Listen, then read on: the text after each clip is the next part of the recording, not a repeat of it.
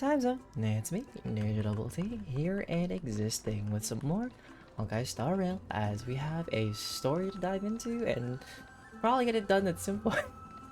But yeah, other than that, let's just dive in. Now, where am I going? Am I walking this way? Wait, no. I gotta warp. Right? Warp? Or do I walk? Well, let me look at the map, because I don't remember where I last left off. Oh yeah, so they do want me to... This way?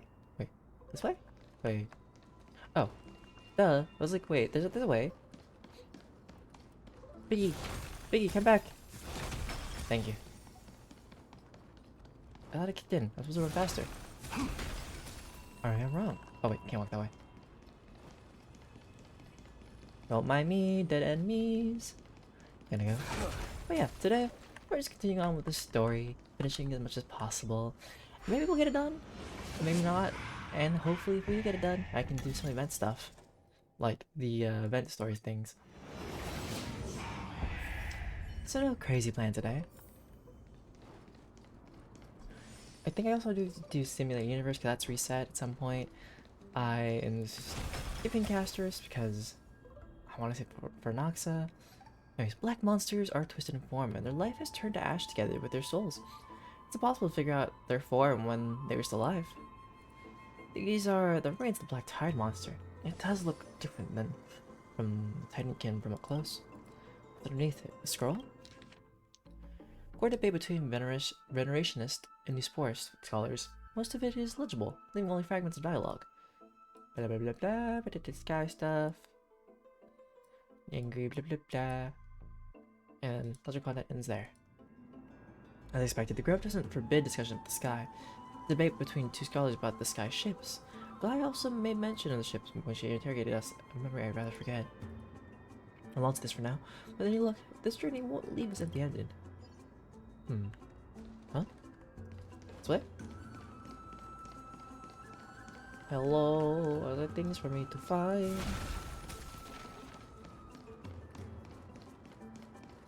Oh. What's hiding over there? I'm gonna break this real quick. Well, beat these guys up. Take them out of the problem, you know?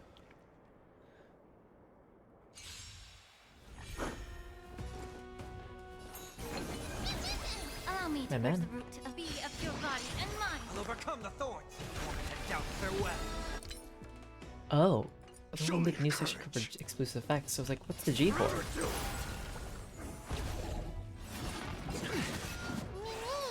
Isn't this specifically for, Let this place witness glory. if someone gets Casterus? Dying soul, fate now accepts your Punishment. through my blood. Forever do.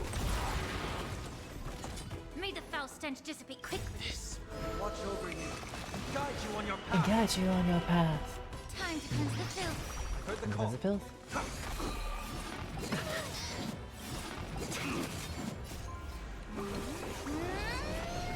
Man.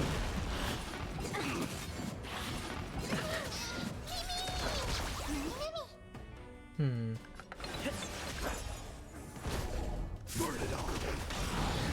Allow me to purge the root of be of your body and mind. I'll overcome the Dying thorns. soul now accepts your punishment.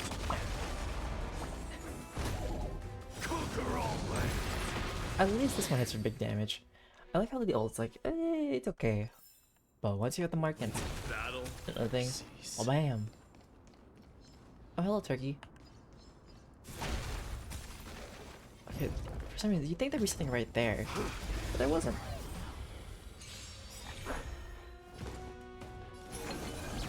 May the Good foul summon, time to cleanse the shattering, Serenity is before me.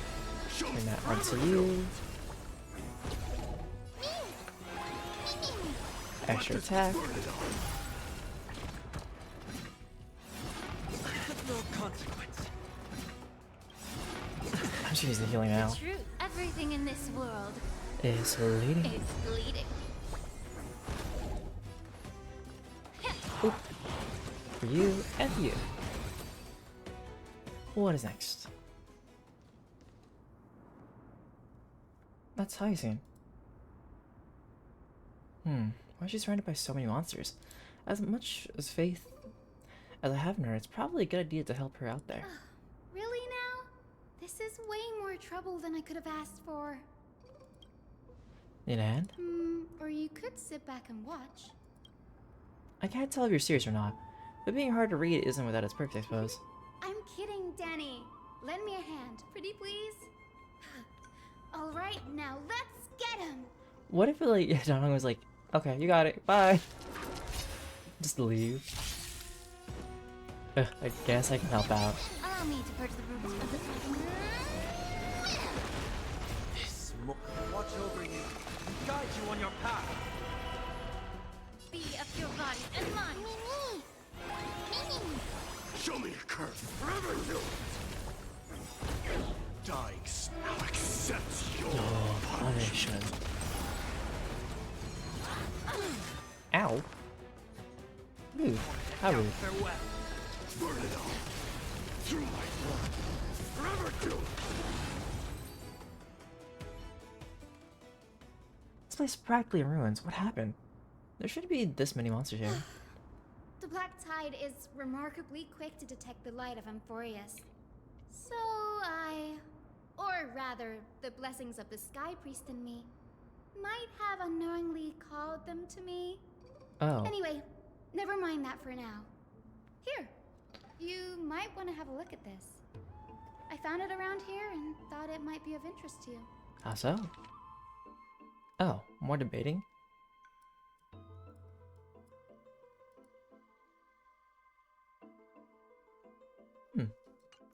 Let's record that end there.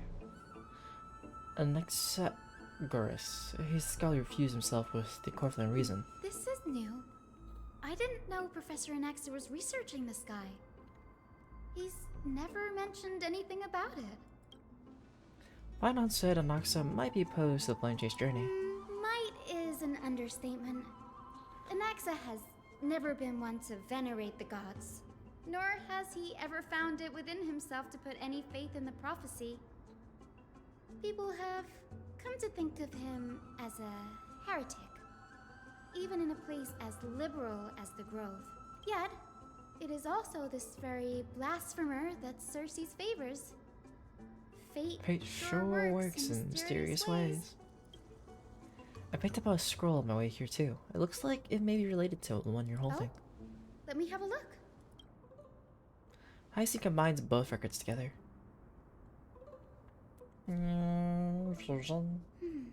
By the looks of them, these scrolls are records of two conversations that took place in the same setting, one after the other. There's still much I don't know about the Grove. Do you mind if I ask you a few questions? Go ahead. Who are the Venerationists? The Grove of Epiphany is home to 7 schools of thought. While all 7 schools are founded on the ideologies of Thalesis, the first scholar, each is unique in its own way. Among them, the Venerationists revere and worship the Titans the most. As the sage of the Venerationists, Euthyphro has always been at loggerheads with Anaxa. If we were to place the 7 sages on the scales of Talanton, Anaxa and Euthyphro would be placed on opposite sides to achieve balance. Very illustrative explanation, thank you. Was it a mistake to build the Nearly skyships? everyone in Amphorius has heard the story of the skyships by now. Aquila's stature is loftier than the heavens, and their divine retribution is merciless. That's why it's no use building giant skyfaring ships. Oh, but I do wonder if a supercharged mini Treevee cannon could slip past their watch. That was a joke, right? What is Anaxa's field of These study? forests primarily study the application of alchemy in soul repair. Everyone considers Anaxa a blasphemer. Oh, hi, But lazy that has one. never How's it going? stopped him from sharing his ideas, no matter how taboo. If you must say that he's hiding something, then it's likely what lies beneath his eye patch. Been a while since I've seen you around. I don't have any more questions. Anaxa often No more. says that every failure brings us one step closer to the truth. Only one Perhaps, step closer. to him, the crash of the skyship carries a different interpretation. The firmament is not impenetrable. On the contrary, It was precisely because the sky ship represented the first step toward breaking free from the shackles of the earth that it provoked the wrath of the Sky Titan and brought divine punishment upon itself. It's a shame that the majority of the Grove's research on Aquila was headed by the Venerationists, with sacrificial rituals making up a predominant part of their findings. Discourse about more esoteric subject matters in relation to Aquila dwindled even further after the skyship incident. So much so that even this scroll is completely new to me. Were you saving up for it, or did you spend on it? Or is it just like all natural? Because here you get a light cone and E2? That's crazy. Don't worry about it. We'll just collect everything we can find on Titans for now. There's something else that's caught my attention, though. It says that Anoxa is conducting secret experiments of some sort. That's what I'd like to know. What are these experiments he's involved in? Even I, the assistant lecturer, know next to nothing about them. I have a bad feeling about this. Could there be more to what happened at the Grove? Potentially. Let's open the door and find out.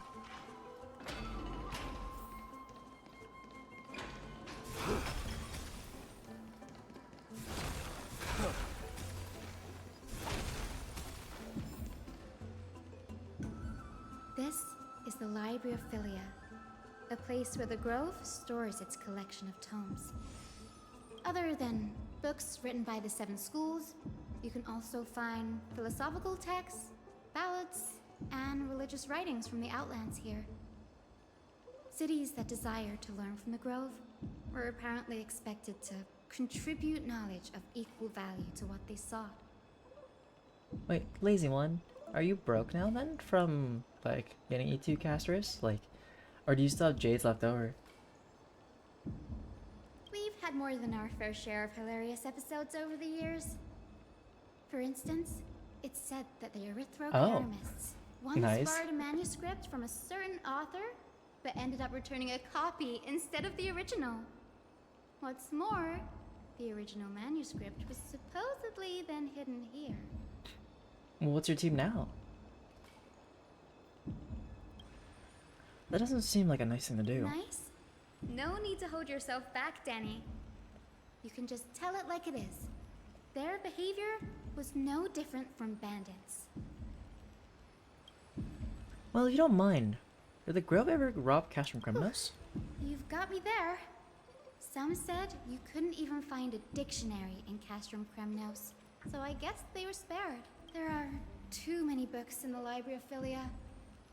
Flipping through them all will take too long. Why don't we use the Biblioslate to search for the texts we need? We can bring them back to Akama for reading after that. Great, this place isn't safe. We should leave as soon as we're done. There are still several more scrolls strewn all over the place. I'll gather them while you pull up these texts. Or those texts. This way nothing will be overlooked.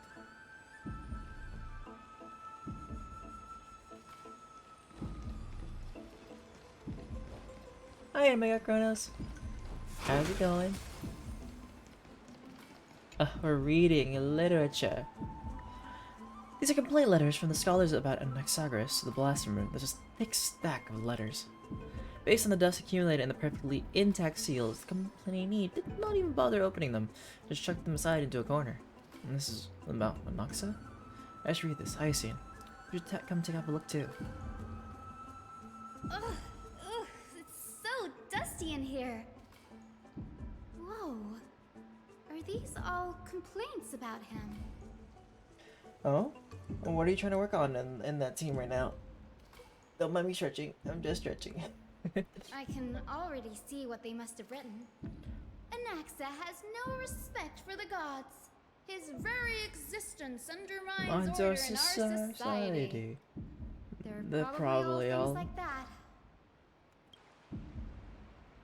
You know what's funny is that I feel like I skip all the queens of damage.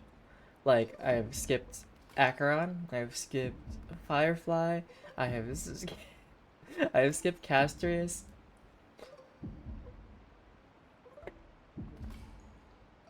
You else want my would they call Jiao You him want to the borrow great him? performer? He's only, you know, When Anaxer established his school of E0, thought, but the first if you thing want to he borrow him, you apparently can. did was read his own work to everyone. Just let me know. I'll put him on my, like, support team. It's not a handout. I'm not saying you can have him. I mean, you can borrow him for, like, a team to test him out. Unless you already have friends who have Jiao on their team. Are the Titans truly an accurate reflection of what humans think gods should be? Worlds created by gods are indubitably perfect. I but see. what of You're too good for my Emporius? Jiao. Only foolishness and insensitivity everywhere you turn. An uncanny impersonation. What happened to her? After. They marched him straight to the seat of judgment before he could finish. Because I'm saving it for an Oxa. I wanted an Oxa over Casterus. And I feel like I can get her later on. Somehow. And I kind of don't need a free revive because My Day already kind of revives himself. I chose none of them. I haven't picked yet. I'm actually just waiting. Seeing what next thing might pop up first.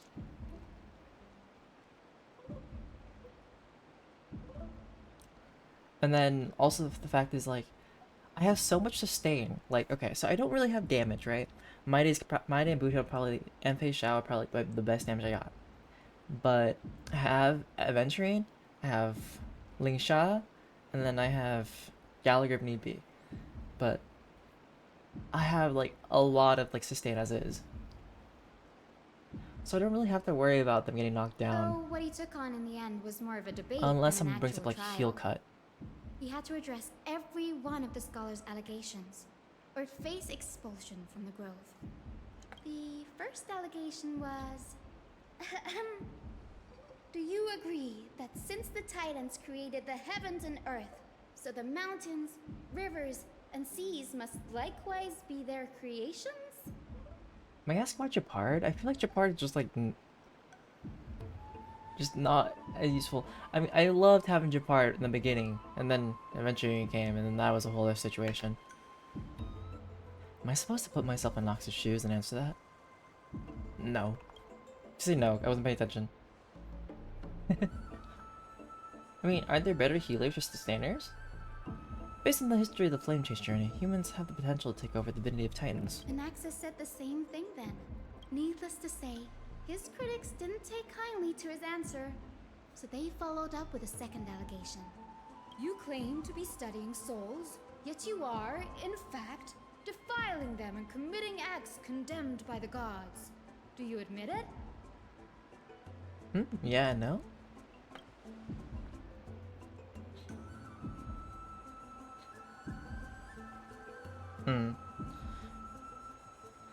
That's a serious allegation. Did he really do that? Anaxa always wears an eye patch, never removing it, even when alone.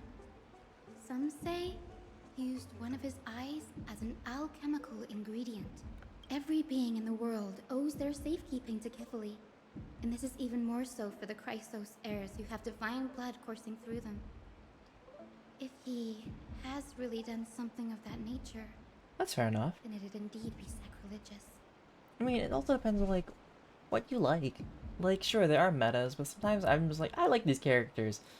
I'll play them. Thankfully, they had no way to prove it, so it amounted to nothing more than an allegation in the end. One by one, Anaxa engaged in wars of words against those who would challenge him. Toward the end, a scholar asked him, Anaxagoras, have you any respect for the gods? I'm not old. I don't even know how old you are, but we're not gonna talk here to talk about age. But not that It old. was only after a brief silence that he answered, I have never denied that Titans are meant to be noble constructs.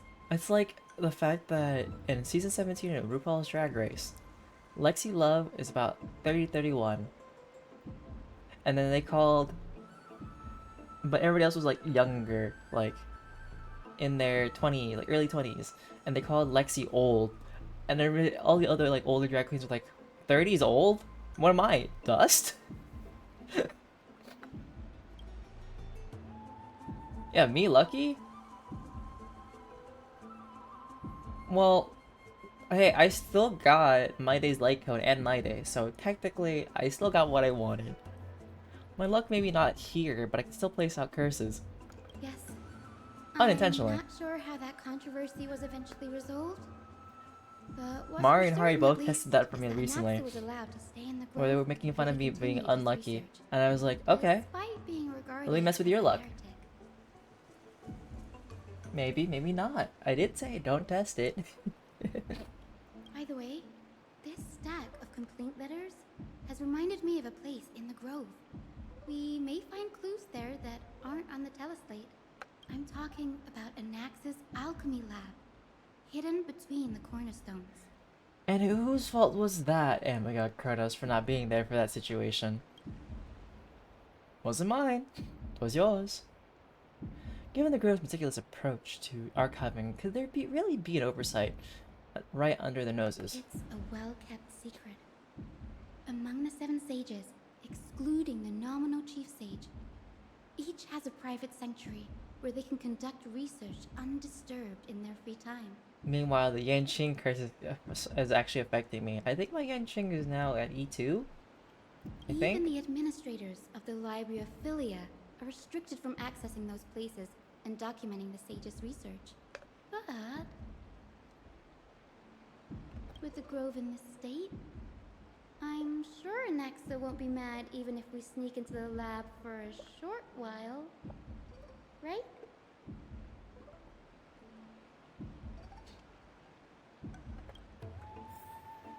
Hey, I didn't take it. I did not take it for myself. It's just called karma for be calling an old man. Actually, let me see. Let me see. Where is my Yanqing right now? Yanqing is somewhere in this mix. Ugh, I'm probably like staring at it right now and I'm not paying attention. Oh, no, he's right there. Oh yeah, I got Bronze recently. Okay. Right on. It's E2.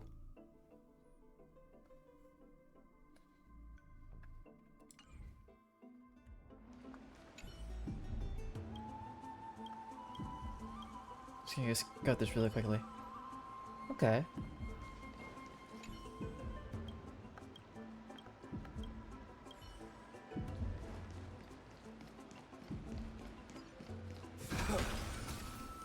Oh, well, thank you for the hydrate.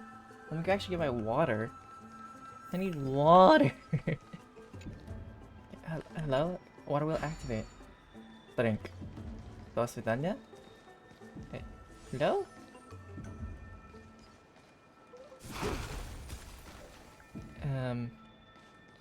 Did it break? Is it supposed to move? Oh. Huh? Okay, call the water wheel. Hello? Water wheel? Okay. There we go. Well, that's a good thing. When does Cypher come out? Cypher's after Hyacine, right? Because Hyacine first then Cypher.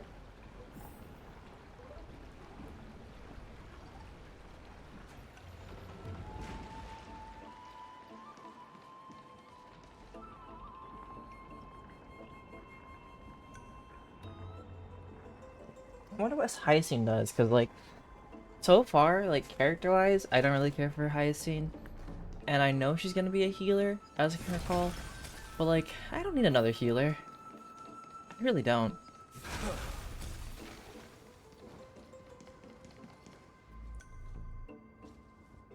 Ooh, nice. I forgot, did you tell us what This is the job you place. got? But Also, do you like it now? where is everything? Oh. I wonder how that works. Materials for alchemical experiments, matrix diagrams, and even the seal to the lab. They're all gone. The black tide destroyed it all. No wonder why we didn't see any defense mechanism on the way. Ooh, okay. Gosh, once you said Six Flags, all I could hear was ba-da ba ba ba ba da ba ba ba ba da ba da ba ba ba ba ba da ba ba ba. Anyways, Mango Bus, right? Isn't that what called? Group's called? No, not even close. Not only are alchemy experiments high-risk activities, But Professor Anaxa also has a penchant for using bizarre materials. Students often saw him walk in looking bright as rain, but come out covered in soap with his hair singed. Naturally, no one dared to come near this place. Fair enough. Yeah, see, when it comes to picking characters, I just pick it if like I like them as a character. Is their design cool? Their effects seem cool. It doesn't even matter based on uh like what they do. Huh? That bookshelf over there seems to be the only thing still intact. I have well, I know I have like no, I have none basically. But like if I were to go for a character, I would go for Fugue, because I really do want Fugue for the break fact.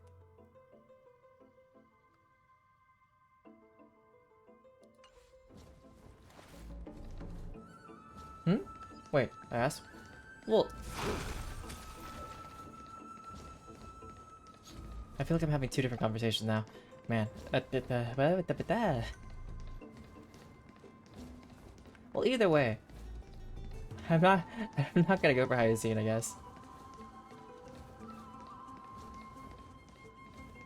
Well, yeah. I asked what she does, but like she just heals, right? But what kind of healing does she do? Is it just healing and cleansing? Who did I get since you left? Well, who was the last character last time in Lazy One?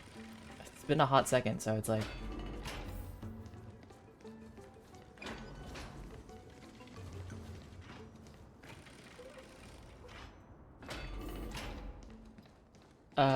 But let's see. If we're talking about what characters I've pulled. Well, let's see. We got a one too many Yanqings. We got Branya from I think when I got lost my thing, which I was kind of sad about. I think it was Himiko, and then sure we got Jiao Cho, but that was back then. Fei Xiao. I did get Sunday, and then yeah, Ling Shot and then My Day. Okay. So yeah, so if we were talking about Penacony, like way back to Penacony, so trying to recall. So after Adventuring and Penacony stuff, yeah, I mean those were all the characters. Sure, we got like Hunt March, because we did the whole story part. I think Clara was also part of it too. Oh, let me investigate this thing. The only way I get more Yanqing is if I do general pool. Yanqing is not part of my pool table now. Ooh, excuse me. These are the materials requested by Anaxagoras. Documents from various fields have been compiled in one place, including Titan creations, the University of the Soul, Alchemy Doctrine, and so on. Most of the materials look to be within the research domain of the Newsporist school of thought. However, documents titled A Study on the Crisis Area's background is mixed within.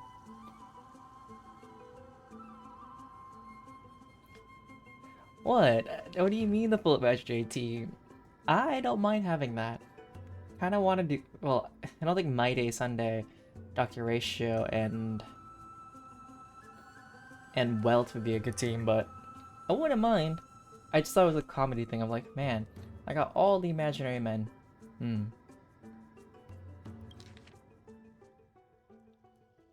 At least I deal damage now. Man, I still remember fighting that really, really long fight against Sunday.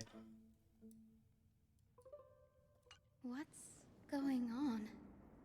Anaxa is conducting research on our friends in Alchema and me?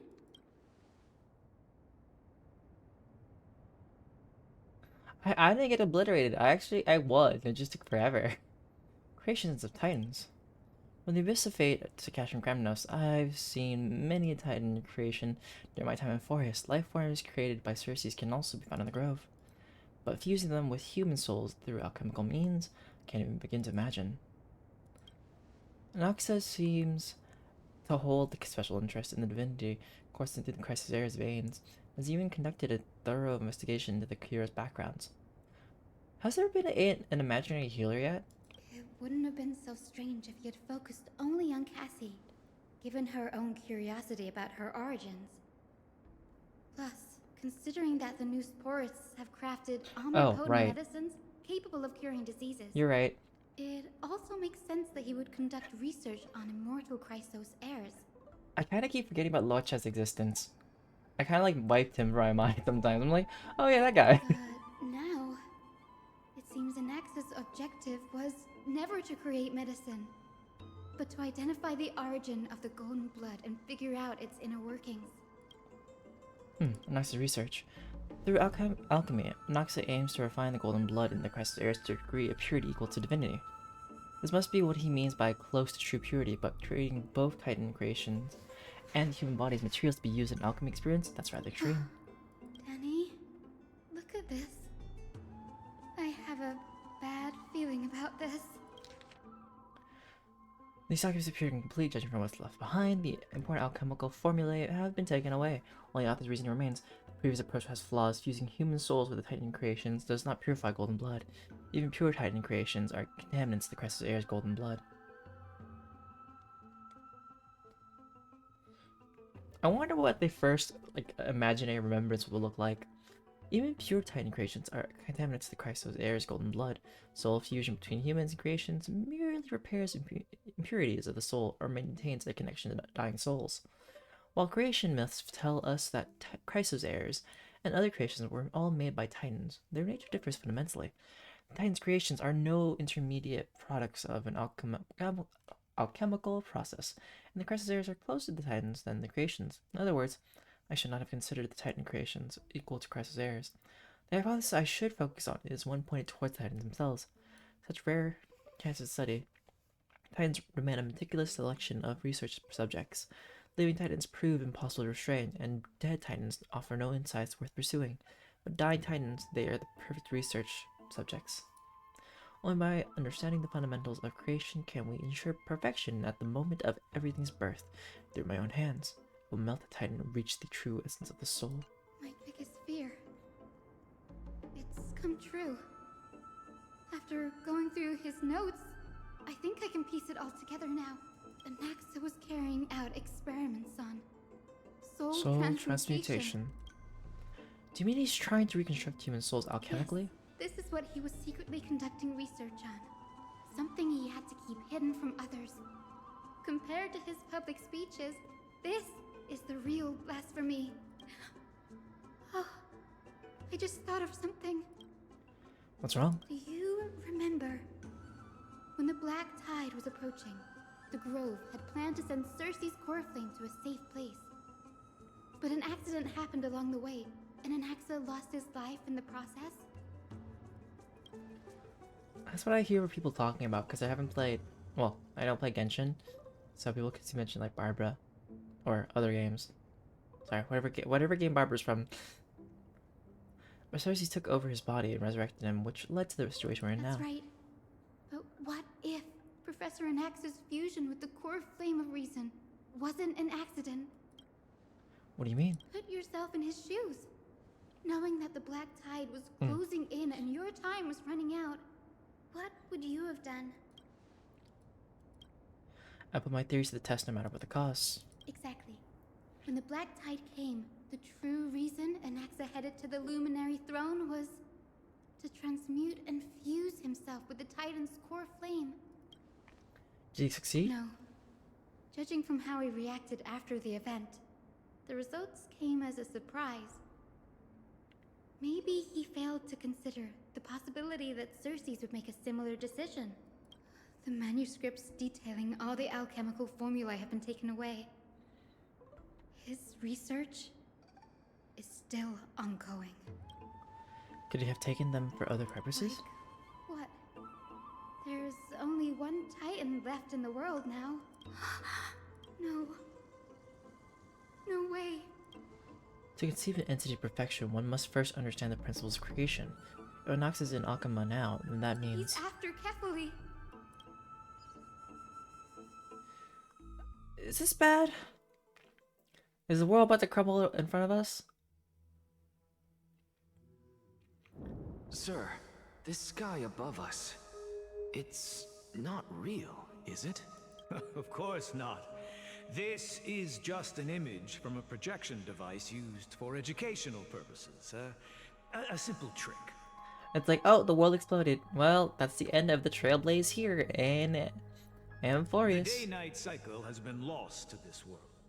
So that students like you may still learn about the night sky, astronomers have harnessed the Titan's miraculous power to manipulate the light, projecting the nights of the past here for you. If everything explodes, maybe the infinity symbol meant the infinite black hole, gravitational sucking, you know? Much like how the sky above the holy city is also illuminated by Kefali's dawn device. So, the skies of Akama are fake too.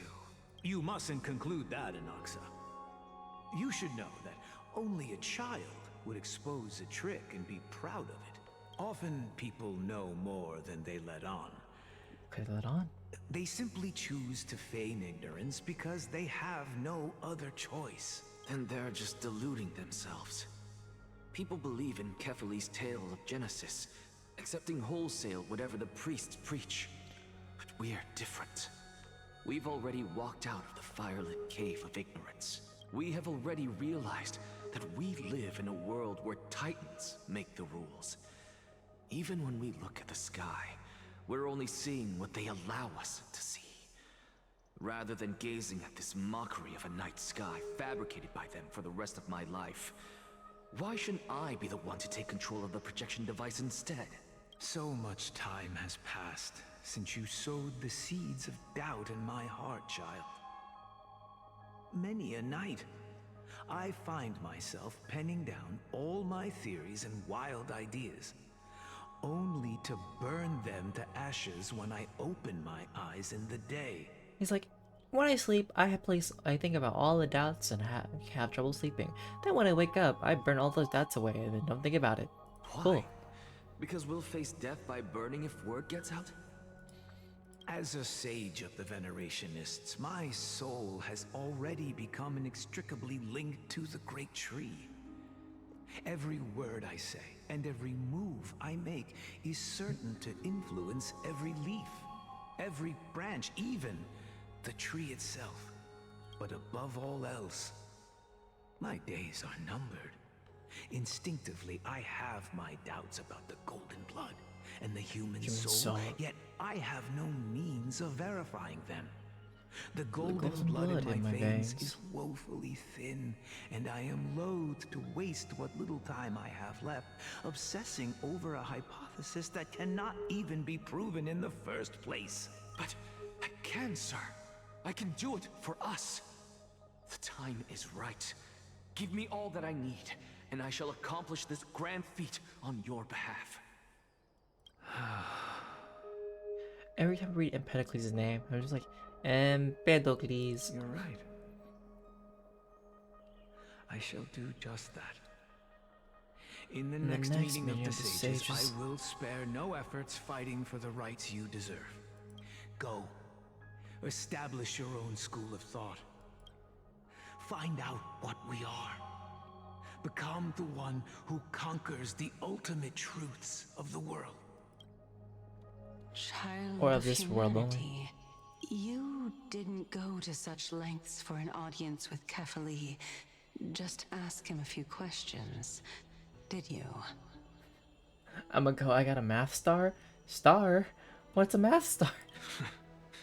So, you figured it out. If I were as foolish as a Dromus, perhaps I'd throw myself down and prostrate before their greatness, begging for the gods' prophetic wisdom. Well, No, Lazy, what did you say? sorry to disappoint. No, but what's I'm no Dromus. what's a math star?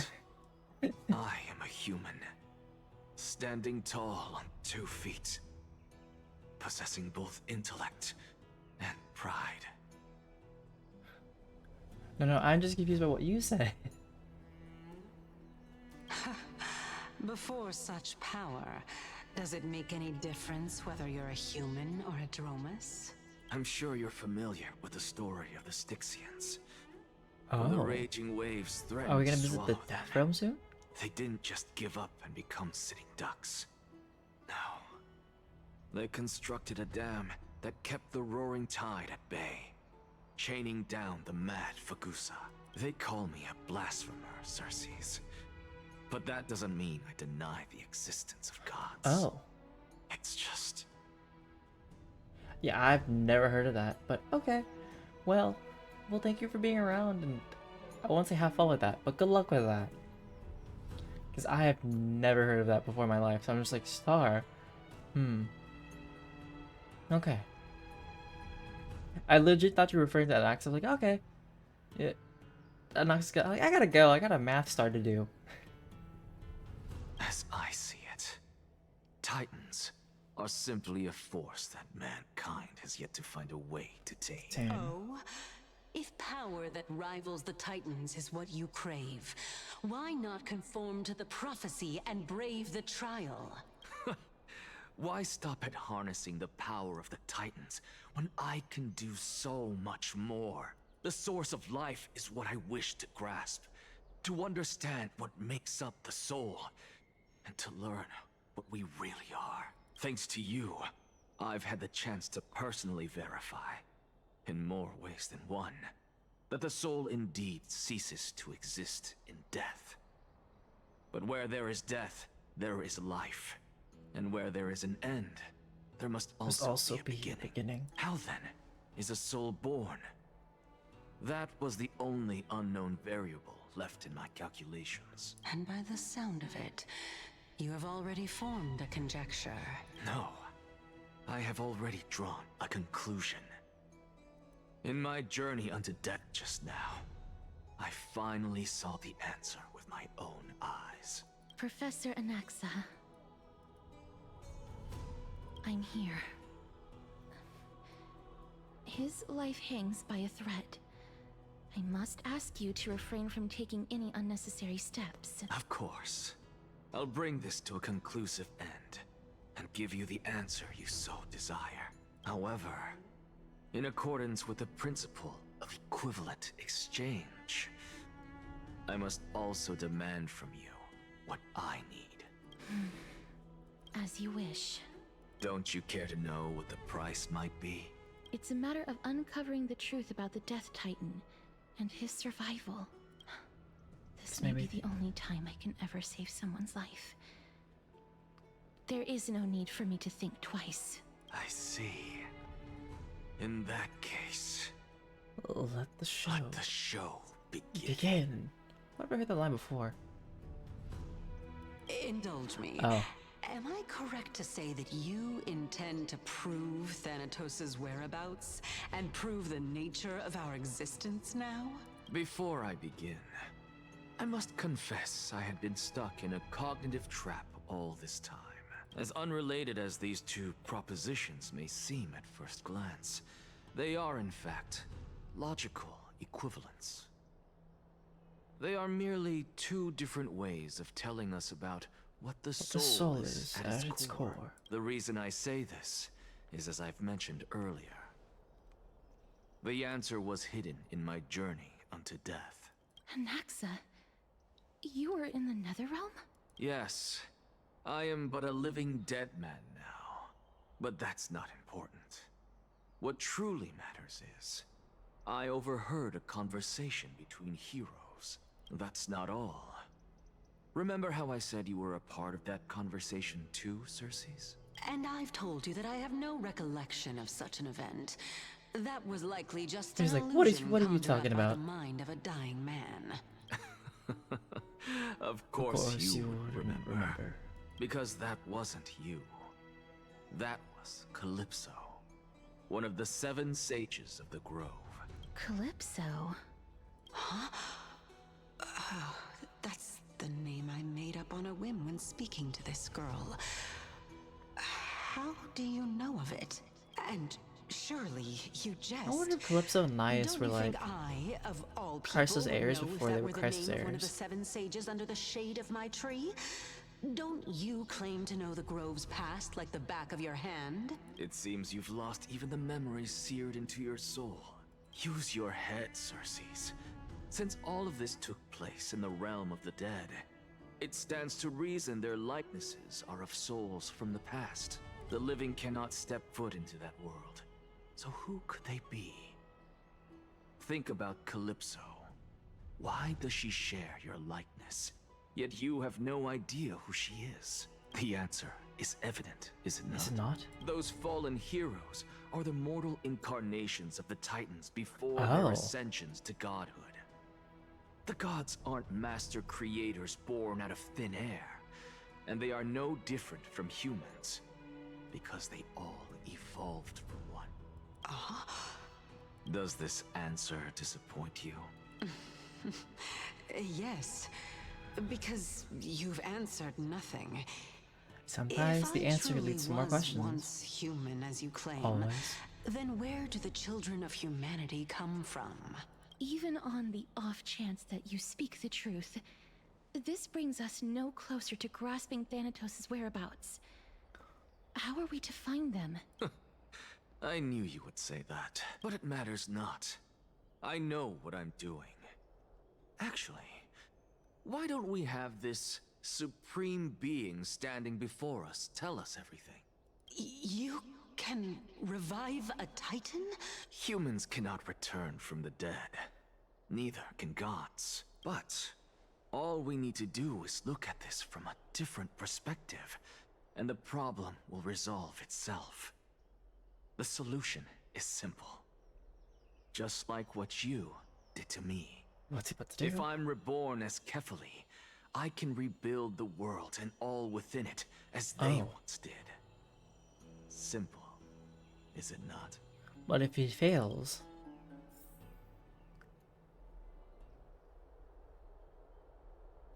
Something doesn't feel right. And we're going to a cutscene now? Or am I going back to... In the meantime... I have news from Hyacinth and Dan Heng. Anaxa might be trying to do something with Kefali's divine body. Oh dear. Kefali?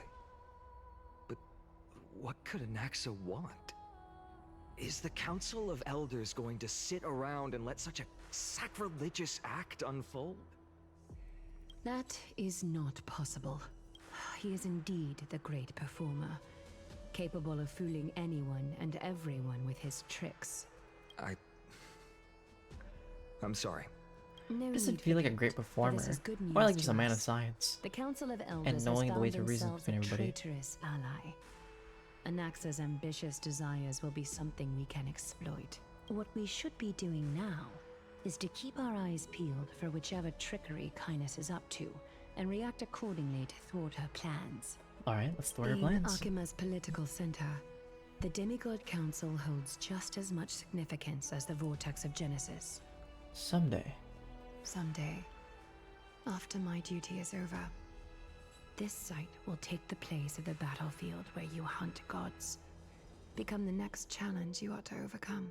Till then, it's best to get used to this place as soon as possible. We will be waiting here for your good news. Come find us anytime you need something. Let's do that one.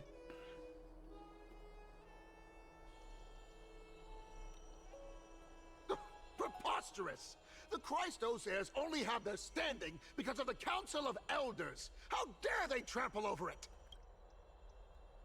Wow, these people are shooting daggers to their eyes. It's been a while. Kratos? Hello, Oleg of Amphorius. But we've never met. Let's go this What way. is that supposed to mean? Is this really the sort of person that the young lord praised as a ferocious warrior? It has indeed been some time, Lord Kratos. What brings you here in such haste? Shh, keep it down. Be more vigilant. See those duplicitous dogs over there? They do the dirty work for Kynus. I've already ordered my people to hold them back, but we should still lay low. Unless you're itching for a bloody fight to get a workout in. My bad. What do we want to fight? So, Battle, did loot, something happen? rewards. Did you hear thunderclaps last night? No. Did not hear the smashing of the cheeks. It would be hard not to notice that the class in Bar Leyland. No, I'm a heavy sleeper. Hooray, it's Akaros. I was going to say. Hacker. Sure, why What? not? He's been through a lot lately, please pardon him. Can you tell us more about these thunderclaps? Thunderclaps are beacon signals of strife. They are a message from the young lord. He threw a spear bearing several words at Akama. Watch out. The Flame Reaver is back. I guessed as much. We didn't actually kill them back at the Kremnos Arena. Already? I How did they figured get back? this is something you would want to know. We Kremnoans never back down from a fight. So if you plan to take that thing down in a battle, reach out to me anytime. What would you agree to, You have Craterus? my Evacuate people? gratitude. I will let Aglaya know about this right away. Remind her to be on her toes while you're at it. That vicious kindness has been unusually active lately. Oh, we know. Those lackeys she keeps undercover have been going in and out of the city a lot more frequently these days. Some even seem to be getting Kremnoans to defect to the Council. That's... Looks like you can see it for yourself. We should get back. Thank you for the intel, Lord Craterus. Well, back to my form. Guess we gotta run to the stage and get yelled at. Fly carefully into Lenten above, as the Theoros I have observed. Aglaya, what happened here? I know about the poisonous fangs of that king snake through the golden threads. In the past, I would be confident about keeping her in check, but I admit I am now unable to do so. What do you mean? It is no longer about eloquence or arguments. I have been a demigod for far too long that I hardly have any humanity left. Before I realized it, I have become no different from these hypocrites, no longer capable of relating to the people. It's like, a guy's like, I can't relate. This The has come a lot sooner than I desperation. expected. But perhaps it is time. I need you to step up, Finan, in order for me to retreat behind the scenes. Yes, this is my duty, but... It is far easier for the Council of Elders to fool many than just fool one person. Their so-called more support is no more than a ruse to distribute power using words instead of lances. There is no glory in winning this debate. But that makes having respect for humans so much more priceless. Finan, you are a Chrysos heir without flaw, capable of relating deeply with humans. I appreciate what you've taught me, Aglaya. I hope we'll live up to your expectations and win this debate. Oh, we're gonna go for like a whole oh no. Okay.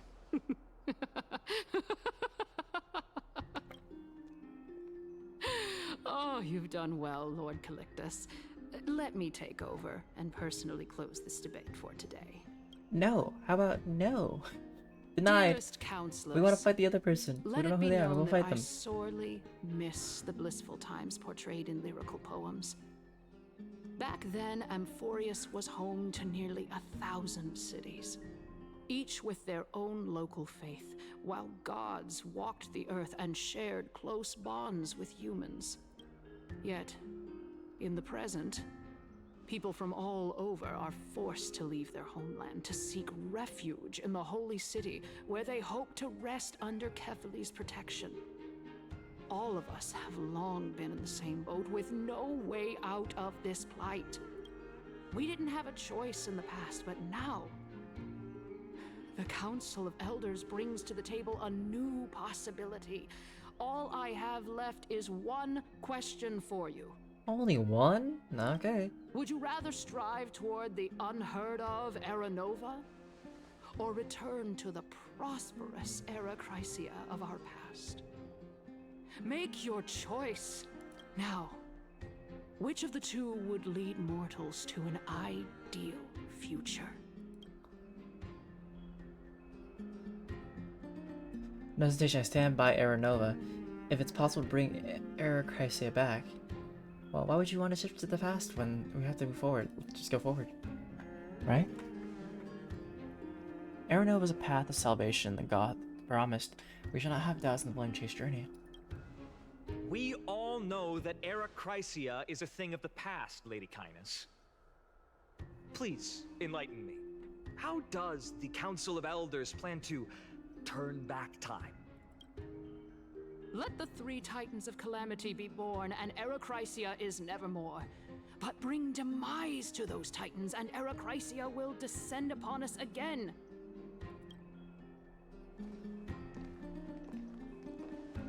Know that the Council of Elders is never one to make empty promises. Look at who we have on our side. Anaxagoras, one of the Grove's 7 sages, and Castorus, Idonia's goddess of death. With the help of these 2 heroes, Please tell me there's gonna be some traitor, I can like, promise all of you that on her side, Erechrysia will like those 2. exist once more. Aren't they Chrysos heirs? They're supporting the Council of Elders instead? It's clear from the start that these heroes do not get along well in their group. All the more proof that Aglaya is unfit to speak on behalf of every Chrysos heir. I am in favor of Erechrysia. Erechrysia! Erechrysia! Wow, you guys' chanting is so bad that I can only hear one person chanting it. Okay, there we go. But still kind of bad. I don't know. Chanting could have been better. -5 out of 10. Castorus? Why are you standing over there? You finally arrived, Anaxa. So have you, Cass. Don't worry, Aglaya. Well, I know that you have many queries. Could you continue to converse like how the citizens normally do? Tell me, dear citizens, if we successfully retrieve and return Thanatos' core flame without anyone passing the Death Titan's trial, what would happen next? The answer is simple. We will have a chance to rid the world of death and bring Amphorius back to an era when all beings live forever. We'll usher in a new future that will be entirely different from the flame chase journey. Well, if death doesn't exist, then you'll never be able to pass peacefully. And let's say you do live forever. What if you become so frail you can't live? He's one of the 7 sages. Where's the Council of Elders discussing Your fervently? proposal is much too idealistic. As long as the Black Tide still exists, how can we go back to the old days? Remember what I previously said? Kefali's core flame is guarded by the secret power of the Council of Elders.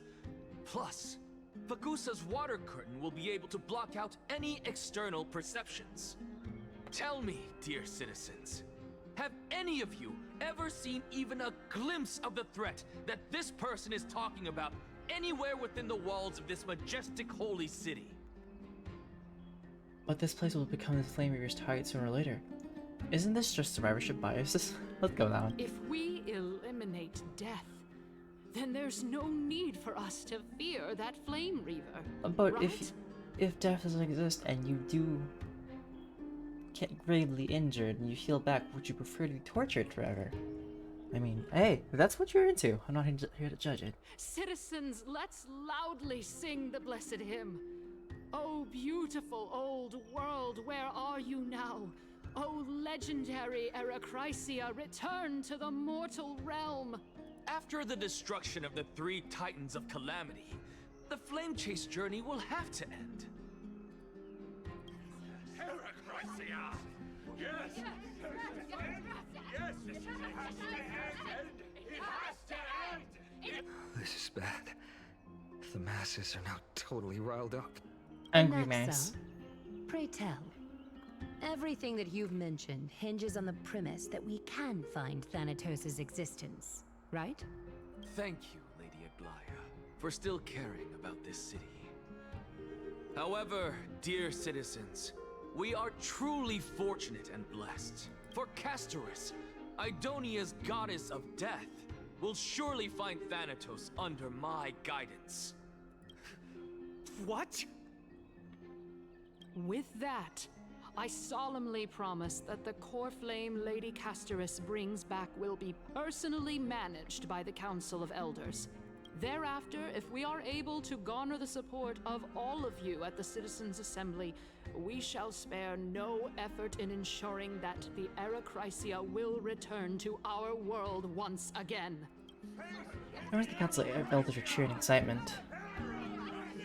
With the balance shattered, the result is clear. Buy carefully into Lenten above, as the Theoros I have observed. Akama has chosen her destiny. The issue up for discussion at this Citizens' Assembly shall be modified to the suspension of the Flame Chase journey. This resolution shall be put up on the Wall of Heroes, such that all citizens are aware of the city's way forward. Members of the Council of Elders are cheering in excitement. Aglaya, dear Aglaya. What has caused your heart to soften? You also don't seem to be as quick-witted as before. Wag your tongue as much as you like. Since the Flame Chase journey has been preordained by the prophecy, our failure has never been on the cards. Well then, I guess we'll find out if that's true at the Citizens' Assembly. Lygus announces the conclusion of the debate, and the attendees part ways. Casters, what's going on?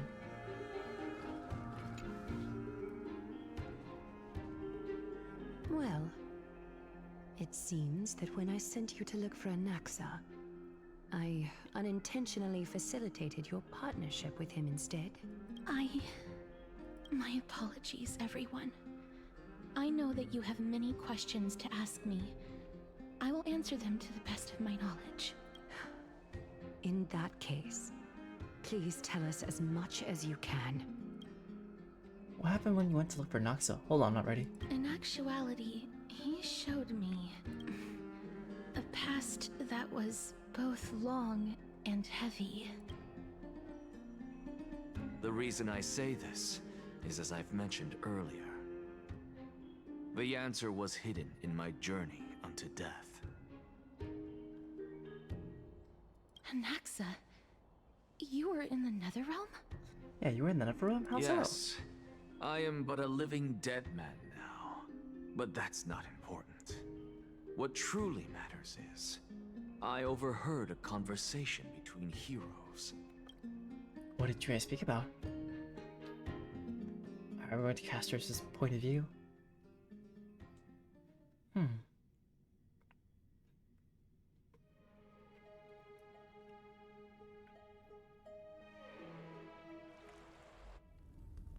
Have you heard of this tale before? Alexia? A tale about the ocean god's treasured pearl, our hometown. Nope, never heard of it. It was a seaside town which enjoyed the ocean breeze and glorious, peaceful times, thanks to the wisdom of its ruling queen. Until one day, an evil dragon descended upon the town.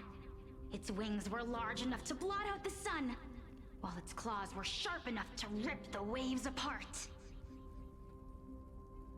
It barged into the tall tower and devoured the queen's beloved daughter. It even settled itself in her bedroom, like a tyrant king. The queen assembled 300 warriors who managed to subdue the evil dragon by chaining it up. However, when the queen slit open the dragon's belly, she realized that the princess had long since been digested, and all that was left of her was a pile of bones. Devastated, the queen wept for several days. It was then that a devious, smooth-talking scholar arrived at the palace and suggested that the princess could be revived through the use of dragon bone and dragon blood. What is the history of That Casters? liar called this process the secret art of alchemy. The princess was reborn! The queen was overjoyed, blissfully unaware that the evil dragon's soul still lurked within the princess's body. As revenge, the evil dragon swallowed the poor queen, the glib liar, the courageous warriors, and all of the town's innocent civilians in a single gulp.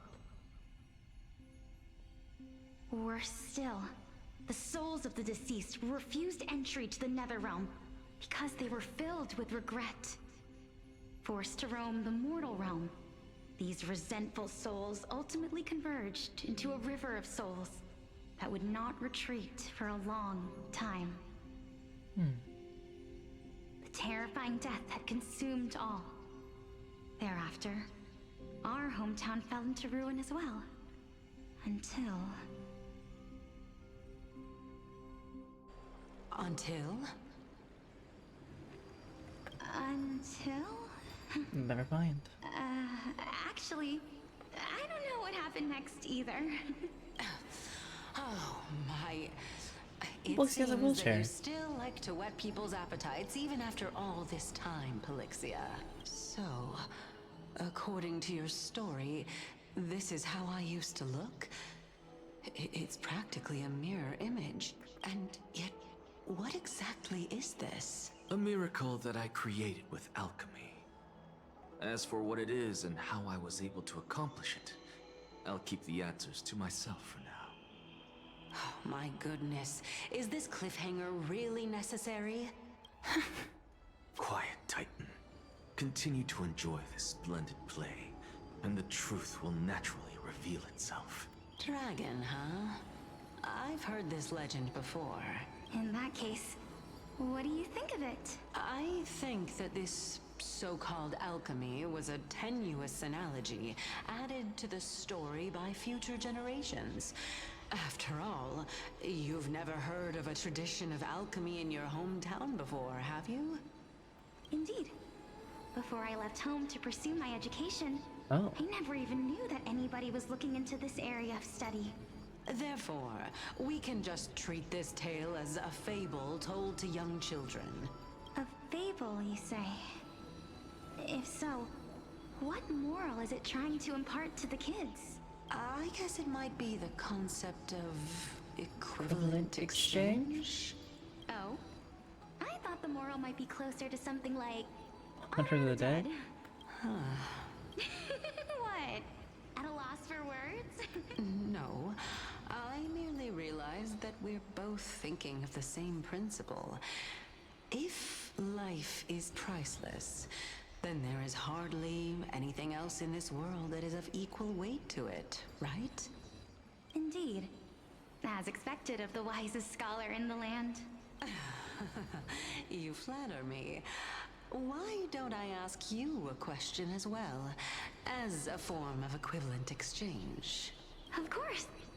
What is your question? If I imparted my knowledge of the art of alchemy to you, would you use it to resurrect someone you loved?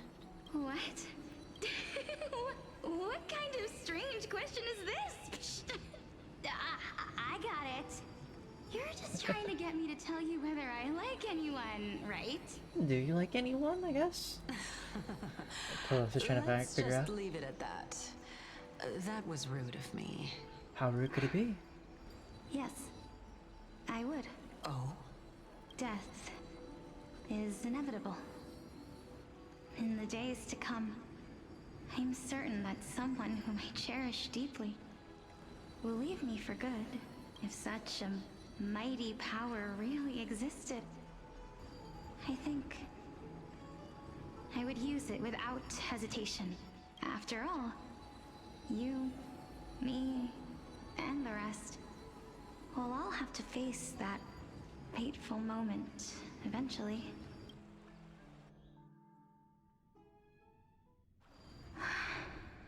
My time is finally here. However, perhaps because of my firm belief in the immeasurable value of life, I am unable to complete the trial. You shall wither, and through that, the dead will sprout again from the remains, and be reborn with the dead flame. It is a pity that fate is such a cruel mistress. Is there no other way of interpreting those words? I'm afraid that the meaning is clear. Between my sister and me, one must pay the price. Our trial can only be completed when the one chosen sacrifices her life. I'm afraid that the prophecy might even have selected a pair of twins for this exact purpose. Fortune makes fools of us all. My sister is prepared to sacrifice herself. And yet, I can't do the same. How absurd. My time is almost up, but I'm still afraid to welcome death. I mean, most people would be. What should we do? If I'm ultimately not able to make up my mind... Since Chaos is willing to guide all of us and leave this trial to the end, there is still plenty of time for you to ponder. That's right. Don't allow the fog of an uncertain future to cloud your mind. Trial, prophecy, the topics that they're discussing seem familiar. But these three people must not have left their names in the epics. Otherwise, I would have some recollection of this. Amphorius's history before the Titans were born was complete chaos. Is that not strange by itself? I have long held 3 hypotheses about this. However, let's continue watching for now. Calypso, Polixia, and this warrior. I seem to have met him somewhere before. Regarding this matter, Nias, are you confident that you'll complete your trial? Of course. Though, I am worried about what will happen once I've emerged victorious.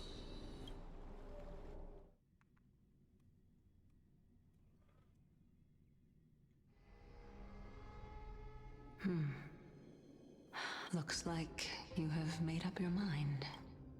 Yes, this is the safest course of action. Completely separating courage, honor, tenacity, sacrifice, and reason. You really know how to make things difficult. Please, young lady, witness my fall and demise. Oh. Lady Calypso, you shall host the soul-rending ceremony. I do not understand. Why would you dare to sacrifice yourself for a future that you won't get to witness? Because this is our destiny. The power that resides within me is so intense that I will one day be engulfed by it. Furthermore, a valorous death before glorious return has always been the path I chose to walk. A journey I began long ago. If your sister or Chaos were in my position, I believe they would make the same choice as well. I wonder who Chaos is. At least for the gods. I'm not that brave. I don't know how I'm supposed to face such a serious affair. Despite being Death's chosen one, it seems you still don't know how to face it. Let's chat, young lady. Perhaps I shouldn't end my journey so hastily. I was like, I could die in a second. Just give me like a moment Since to like there's talk to you about still time, things. I'm not worried about letting fate wait a little longer. Just a little bit. Of course. This warrior is Lord Nias. As the embodiment of Nikador's divinity, he entrusted his life to us and allowed humankind to end his madness. That means that what I'm currently seeing before my eyes is in fact... Looks like one hypothesis of mine has already been proven true. These heroes are the true forms of the Titans, before they attain their divinity. If so, the chosen one of death that he speaks of is actually... Polixia? Is the previous form of Thanatos? But her appearance... But her appearance... If this is true, as long as we can find out where she went, we'll naturally be able to figure out the location of the Death Titan. But before that, we first need to witness what ultimately happened to Lord Nias. Well, we kind of already know, but you guys don't know. The Hymn of Dawn. Nikador's courage is a testament that they have never once retreated from a battle.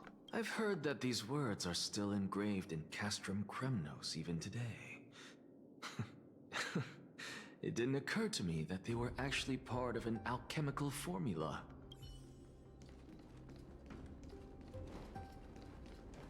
Yeah, I thought I heard a chest. Oh. Lord Nias's honor is incredible. The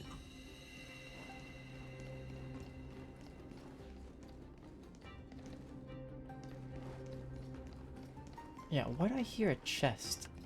I believe that his tenacity is sealed within this statue. Before we fought Nikador, we also released it from the stone statue.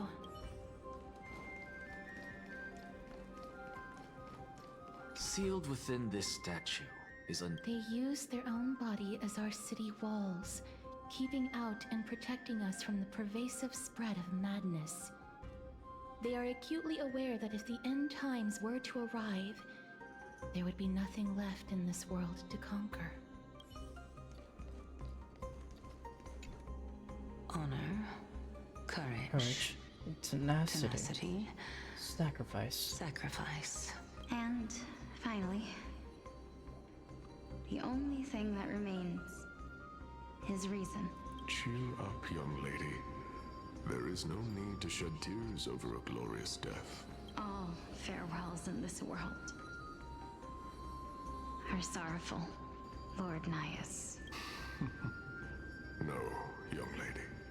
As a warrior, I have witnessed too many bitter deaths.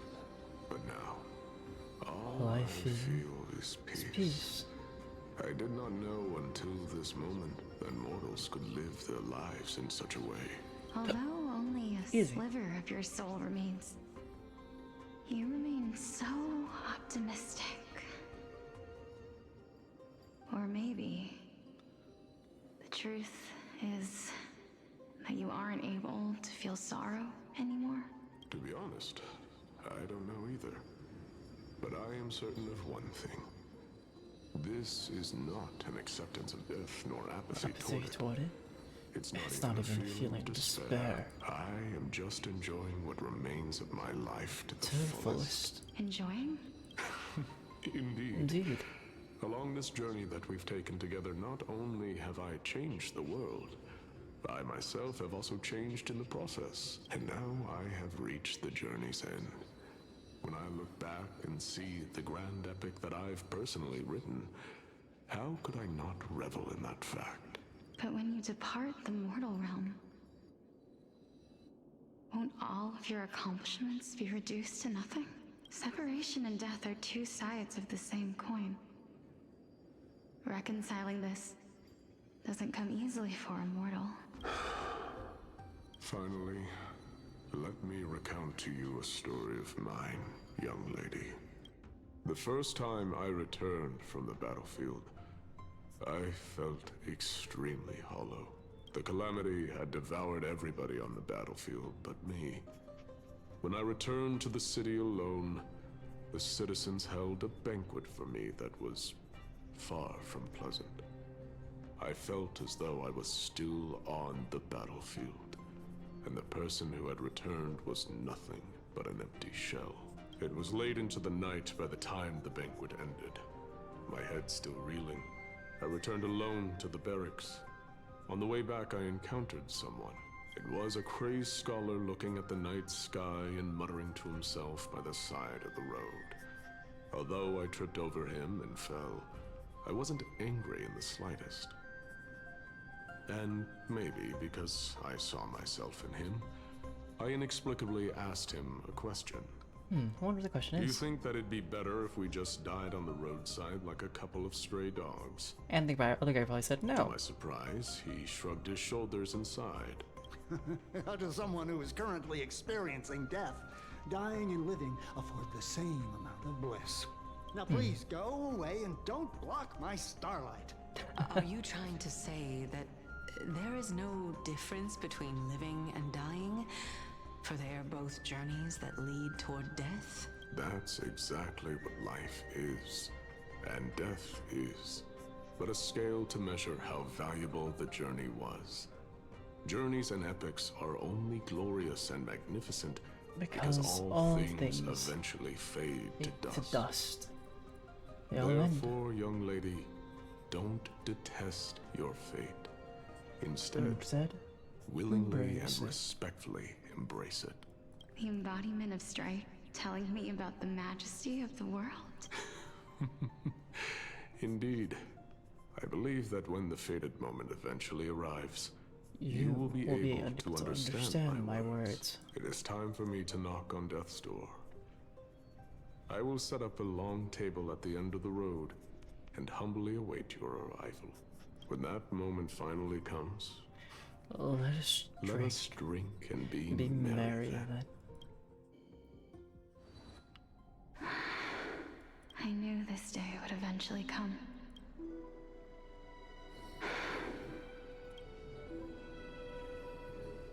Are the both of you ready? Mm-hmm. Polixia. I'm here. Castris? What? This... This is quite interesting indeed. Is this... Or someone looks like... Polixia's sister? Is it... me? Now, it's time for us to fulfill our promises. Are you afraid? What are you afraid of? That I won't be able to do it. You shall wither, and through that, the dead will sprout again from the remains, and be reborn with the dead flame. As foretold in the prophecy, and according to our vows, once it all ends, we must face our fated moment head-on. Even if it was prophesied, do we have no say in the matter? It's so unfair. Why are we the only ones who are forced into mutual destruction? Let me do it, sister. Let me be death's sacrifice. I was never long for this world anyway. But you're different. I was the one who wasted your life after all. You're wrong, Polixia. I don't think that my life was wasted. Just the opposite. When I finally arrived at this destination and looked back at the journey I took, I discovered that flowers had long since bloomed along the path I walked. It was you who sowed the seeds for this sea of flowers, one that is more beautiful than the promised land at the end of the world. Besides, I have lived a fulfilling life. Even though I was fated for sacrifice, none of the things that I've experienced will dissipate. Instead, they'll forever live on as memories inside your head. Will they not? How could my memories of you ever compare to the actual you? Well then, tell me. What exactly are we?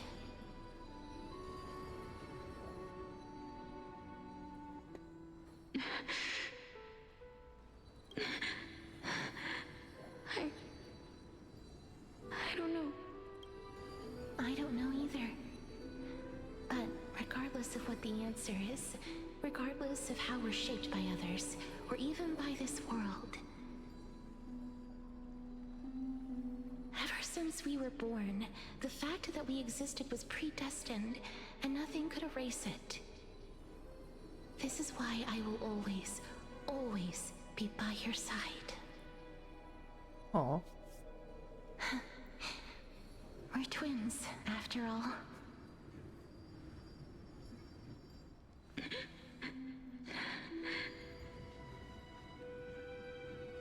All right, my dear Polixia.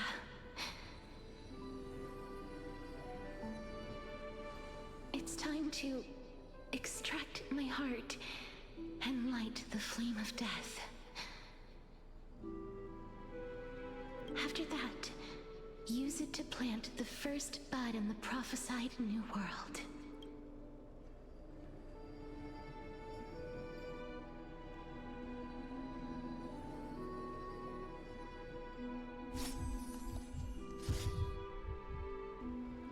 If I imparted my knowledge of the art of alchemy to you, would you use it to resurrect someone you loved? Death is inevitable. In the days to come, I am certain that someone whom I cherish deeply will leave me for good. If such a mighty power really existed, I think I would use it without hesitation. Even now, my answer remains the same. This is why, sister, I promise you, in the prophesied new world, I shall plant the first bud on your behalf. Go now.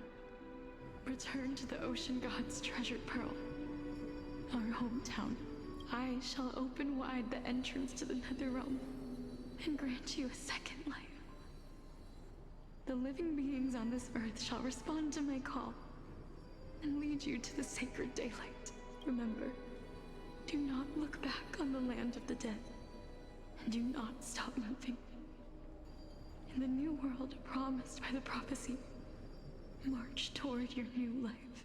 Ask for the price of our equivalent exchange. Let me be the one to pay it. So she decided to pay instead? Everybody, we've come to the end. Unfortunately, I am not compatible with the Supreme Being, so I was unable to completely fuse their soul into my own body. However, being able to glean all this from them is exciting enough. I'm certain of this now. Before the Titans that we are well acquainted with were born, a group of heroes roamed the land. These heroes followed a prophecy and took possession of divine authorities one by one, until they eventually became the pantheon of the new world.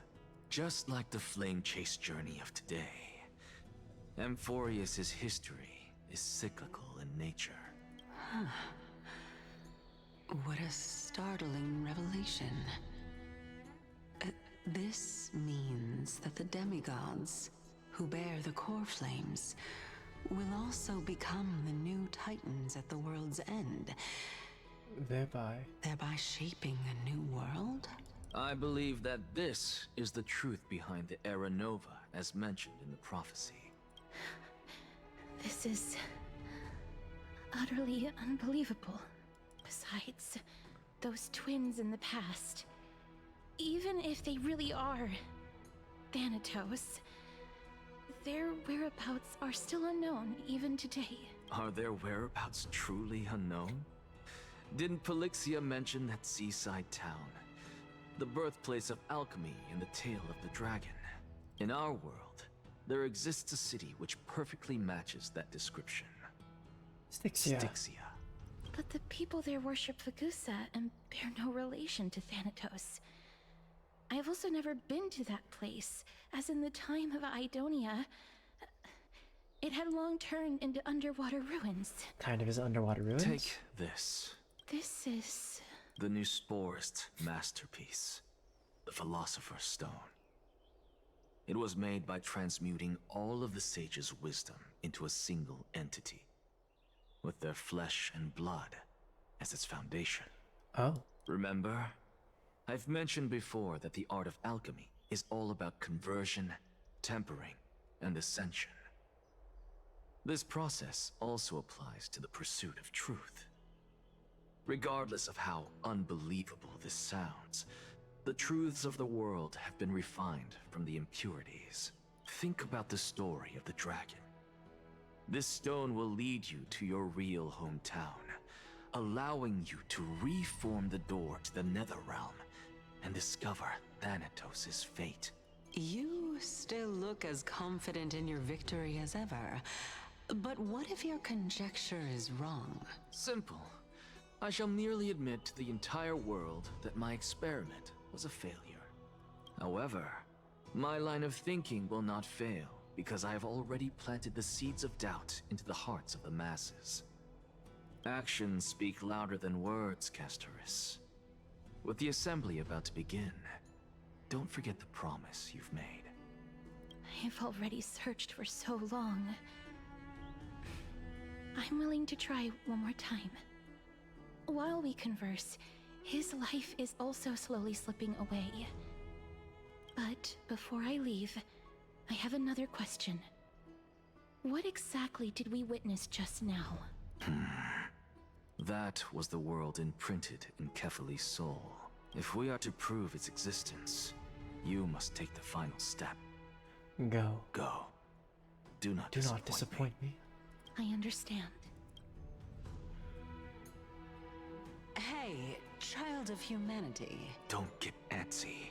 I still remember the question you posed to me. As a scholar, I do not wish to offer up ambiguous conclusions. Let's discuss this topic again when she manages to find the evidence. Was he alive in I Noxo merely by then? wanted to ask, was that stone transmuted from your heart? If so, rebirth is no longer an option for you. Why not? When I was a child, I lost someone dear to me. When I was a teenager, I lost my faith. A while back, although you saved my life, I also lost my soul in the process. Now I'm merely forsaking my body. What's the big deal? What's the big deal? Why are you always finding ways to die? Isn't it good to be alive? This is but a necessary sacrifice on my path to transform into the purest of them all. Can someone who's dead even claim to be the purest of them all? Furthermore, if your hypothesis is proven correct, does it not just confirm that the myths are true, and thereby invalidate all your theories? No, it's just the opposite. If my hypothesis is correct, it means that I can actually ascend to godhood and reshape this absurd world that you all have created. So Noxo wants to become a god? Okay. Apparently. That's a lot to take in at once. Lady Aglaia, please, let me explain. Go on. You know that the core flame of death has always been the greatest unknown regarding the Era Nova, which is why both you and Kainis desire to gain the power to control that core flame in the approaching Citizens' Assembly. Professor Anaxa has come to a consensus with Kainis. They want to suspend the trial once Thanatos' core flame is reclaimed, hoping thus to eradicate death from this world. If they're successful, then the flame chase journey will cease, and Akama can enjoy everlasting peace. But I know this runs counter to your wishes. So long as we do not usher in Era Nova, the Black Tide will never be eradicated.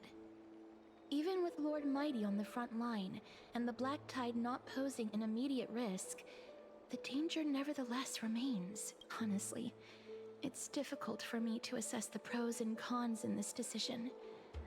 But someone must bring the core flame before we can begin negotiations over it. The Titan could be very near. I cannot let this chance slip by. Besides, someone has to make this trip to bring back Mr. Soul. Well said. You already had every reason to seek an audience with Thanatos. It's that great performer who has weaponized your wishes and placed us in this difficult situation. A world without death. Do you desire that too? If fate dictates that my path must oppose yours, I will do all I can to resist it and protect what I aspire to achieve. Lord Mighty showed me that without taking the first step, all talk of what follows is moot. Caster has to change. Unsure what to say, but offers a smile. Have mercy, Goliath. Stay your threats. Stay your threats. I have always hoped to hear you speak your mind, Cass. And I am glad to have heard your true thoughts, Styxia. I visited that place in the past. Though it is now an island surrounded by the river of Soul's torrents, it's not hard to see its former splendor. Go. I will not stand in your way. As for you, you are someone who has cheated death. I believe you have more than enough reason to make the trip with Casterus and meet the god of death himself. Casterus, I too look forward to your journey. I wonder what kinds of new interpretations your completed story will bring to the Flame Chase journey. Thank you, Lady Aklia. I hate to put a damper on this heartwarming moment, but if Styxia is now an island surrounded by the river of Soul's torrents, then how do we find a way in? Lady Treby is probably... The answer is quite simple. In the myths, Zagreus once made the domain of the dead their treasure vault. That is to say, they could enter and leave the nether realm as they pleased. Are we gonna talk to one of the spirit thieves? Like, hey, let me. And Can you if guys they create could a do portal that, for us to then go it to the follows land of that the the dead? demigod who inherited their divinity must be capable of the same. Oh wait, does someone I'll bring see you Cypher at in? Memorial Palace at Action Hour tomorrow. Cypher shall be your guide to finding that ancient city. Tumultuous day finally comes to an end. Everyone disperses, each lost in their own thoughts.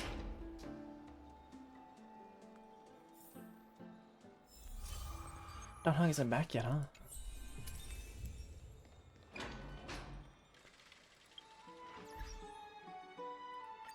Let's put that memory in then.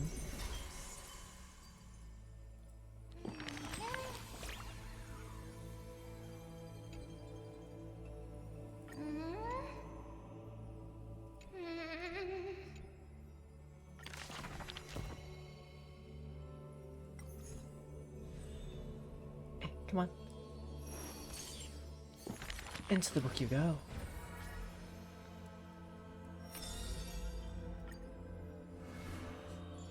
Alright. The scar, not the broken. This is a tale buried in history. One day a student elated in victory dashed around the I gross saw territory. the spell the professor carved on his body. The youth with white hair was beside himself in joy. It must be a power most secret. A means for one man to stand against 1,000. That spell was rare indeed, for it was a secret way to overturn a cart of hay. The scholar was still a mortal body, as yet to snatch life from death, or reforge a new flesh through God's remedy. Various minute tricks and parody, he studied them all, crafting schemes oh so busy for everyone knows. He wishes not to use the divine power that is his, using rightful custody. And then that unwitnessed moment of his death, final tragedy, still held the hay cart spell steady, standing alone facing the evil enemy. Now that craft is regarded as a magnificent study, not because of what it was, but because of its purpose known to everybody. In fact, he once crafted miracles, forging silent servants using soil as vehicle. Known as sentients, they do their job without obstacles, rivaling Titankin and spectacle. However, one day he suddenly changes his tune.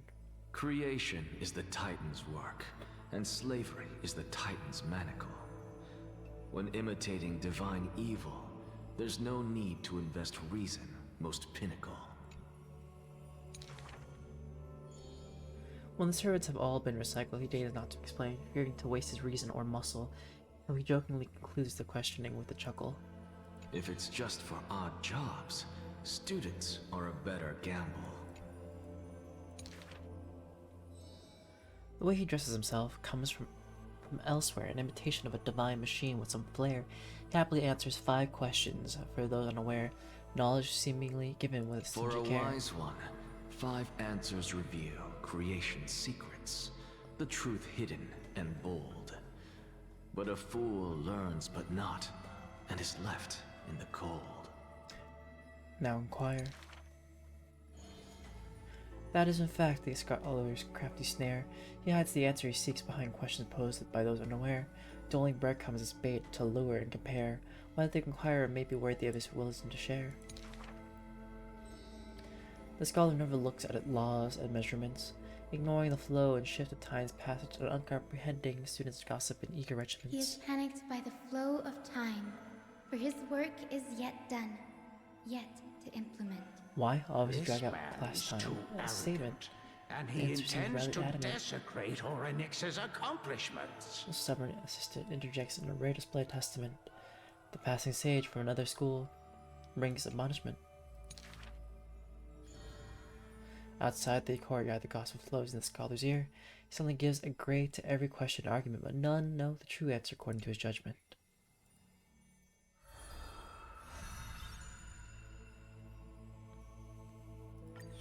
Another saga completed.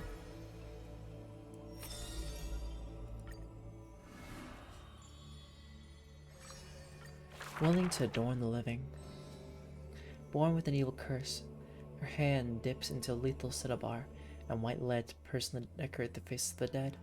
Her skills are said to bestow beauty on anyone, even transforming their appearance completely. Many skills are born out of her seclusion, but it painted her dwelling in a gloomy vision. Only a select few have set foot in this mansion, and the thief and the weaver were 2 such lucky persons.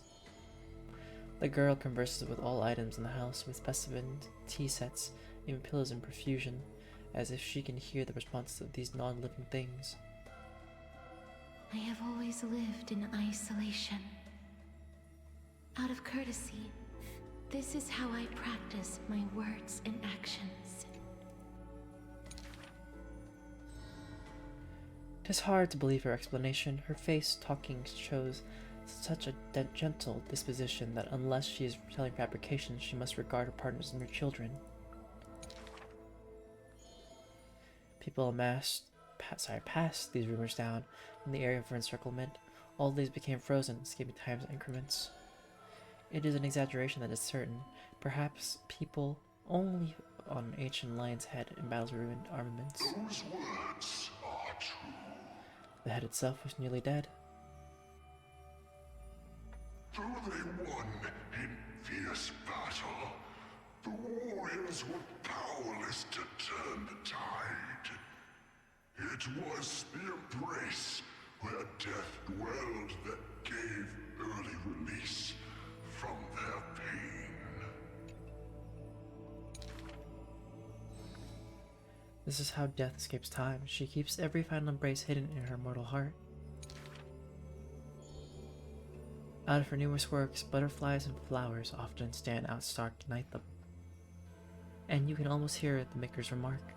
Even in death's silence, her sound can be still heard. It is a gift greatly treasured by the maiden. Few have the honor to be graced with such work.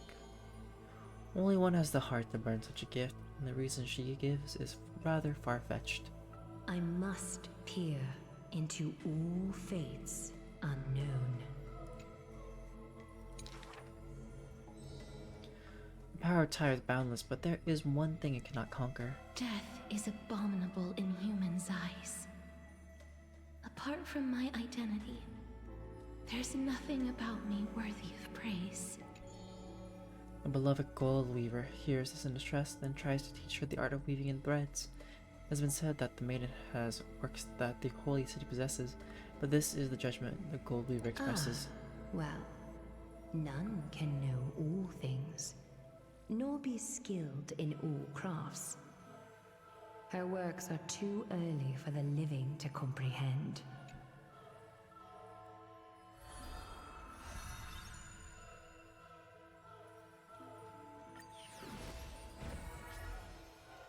And time for Hyacinth's story, right?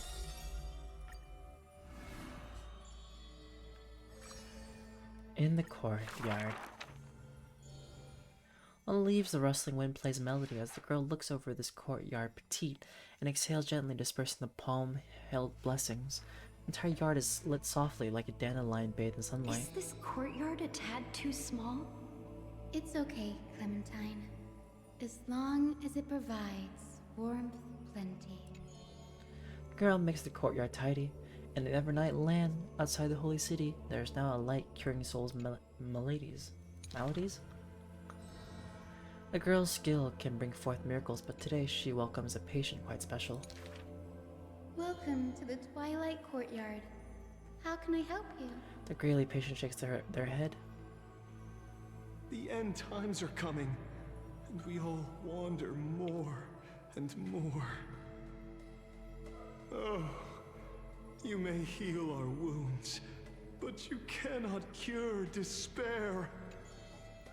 The girl watches the patient leave and her heart swells in sorrow. Clementine, prepare some things with me. I want this place to be brighter tomorrow. The redhead child takes the girl's hands. Long time no see, Hyacinth. Are you here in Akama for a visit, or do you need help from us? The girl recounts her needs. I want some shining things, even if they're considered junk. Multicolored paper bags, crystal clear glass, cottons, variously dyed, and jingling wind chimes. The girl brings them back to the courtyard and spares no effort to decorate all around. And once some fireflies wander in, the girl is all smiles. Little ones, thank you for your light. The patient returns here and opens their eyes wide. Multicolored dreams on the rooftop now reside, and the lawns containing the sweet whispers of sunlight. A soft breeze passes with no hint of cold, only serving to wake the playful chimes Ocarina's delight. Wow, there's light everywhere. What a warm place.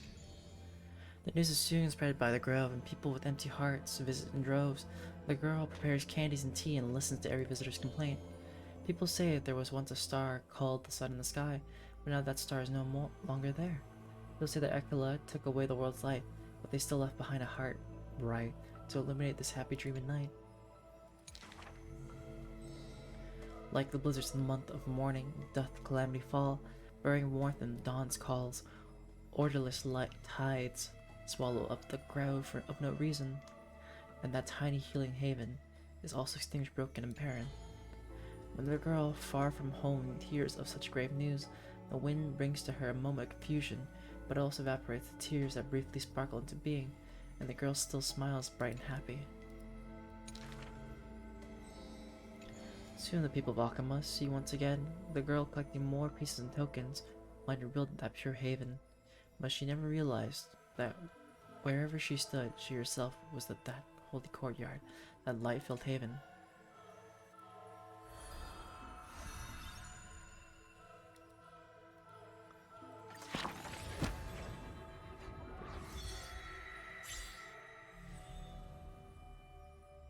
A new path has been lit.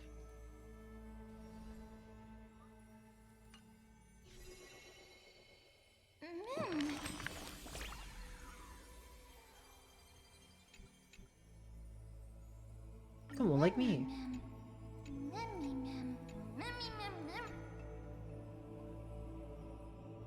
You saw me there?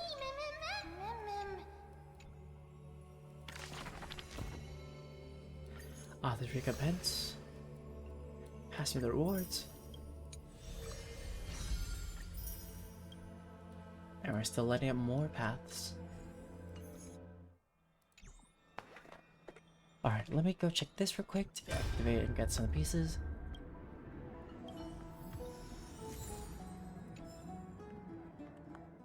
Hey, friend! Is the debate finally over? Did you win? No. The upper hand is ours. We thrashed them. We tied with the counselors. We went to win ourselves a glorious defeat. Won a glorious defeat? You sure know how to look on the bright side. Well, Twas the truth. moving on. I was hard at work work even while you were at the debate. I borrowed a mountain of books from Cass to see if I could find a way to solve your problem. Let's see. I still have only 32 books to go. Just 32. Man, we found a way. Really? Oh, that's fantastic news. I knew it. Hard work always pays off. Especially if you're as diligent as Mem. I feel like a huge burden has finally been lifted off my shoulders. Why are my eyelids so heavy all of a sudden? Probably because you're tired. Nothing more we can do for now. Let's get some rest. You're right. Then I'll go back to Sleep. As was their custom, Mem with astonishing hysteria slipped back into their secret little hideaway. Good night, Mem. Good night, Akuma. It is nighttime now, right? Later, somewhere in Akuma.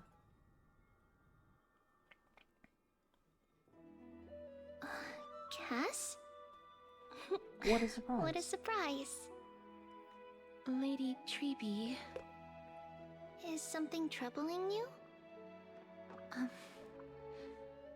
I just wanted to speak to Lady Trian for a bit before I set off. No matter how breathtakingly beautiful Styxia once was, the place is now the domain of the departed. There is no telling what we'll encounter there. I don't want to have any regrets. Has anyone told you that your Your eyes eyes are sparkling today? Is that a figure of speech? In the past, when you did smile once in a while, all of us could see that your heart remained troubled even as you smiled. Lady Treeby, you know perfectly well that see you tomorrow is nothing but a white lie. I hope your toughness is not a mask hiding a lonely heart. Cass, you hardly ever talked of your past. None of us knows what you went through, apart from Maggie. But we know it must have been filled with pain and hardships, as it is All right, the fate Ampy. Have a every good night. Chrysosaur is Thank you for destined to coming live by. out. We are just happy for you that the core flame you're meant to inherit has finally surfaced. Isn't it a little too soon to say that? Maybe it is a little too soon to say You know it. where tomorrow is, don't you? There's no need to rely on anyone else. Just give it your all and leave no regrets. We have always believed that your embrace is just as warm as everyone else's, because we embrace others to comfort them. And Cass, you're the kindest Chrysosaur we know. Thank you, Lady Treeby. This feeling... It's hard to put into words. I suddenly found myself with so many wishes. So much I want to accomplish before setting off. Then go do it, Cass. Trian was actually working on a surprise gift for you. It's a pity she didn't get to finish it. But now Trinan and I are working on it, and we'll make sure to give it to you. So, let's meet back here when you return from Styxia. Safe travels. See you tomorrow! At the same time. Can't sleep. Who could it be? What if I don't want to answer the who's knocking my door? It bothers me, you know? Like, it's like I want to take a nap or something.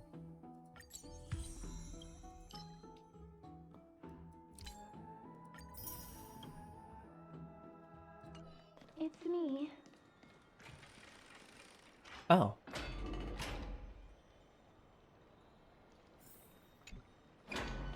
I hope I didn't wake you. Yeah, you woke me up. Is another mission from Goliath? Sleep is a luxury when you are at my age. I'm glad to see you're as full of life as ever. I'm here because of private matters, actually. If it isn't too much to ask, I'd really like it if you could come along with me to retrieve something. Sure, let's go. As expected, manual labor. Wow, I feel so sleepy all of a sudden. Is your soul... I was just kidding. My will has become one with the universe. Goodbye. Huh? But I can still sense your soul here. Ah, sorry. I didn't realize it was a joke. I wanted to rest. Let me go. It isn't a long way from here. Shall we? Oh, it's so far. You're running. I'd love to go. Why are you running? You heard? Seems like all the rooms are full.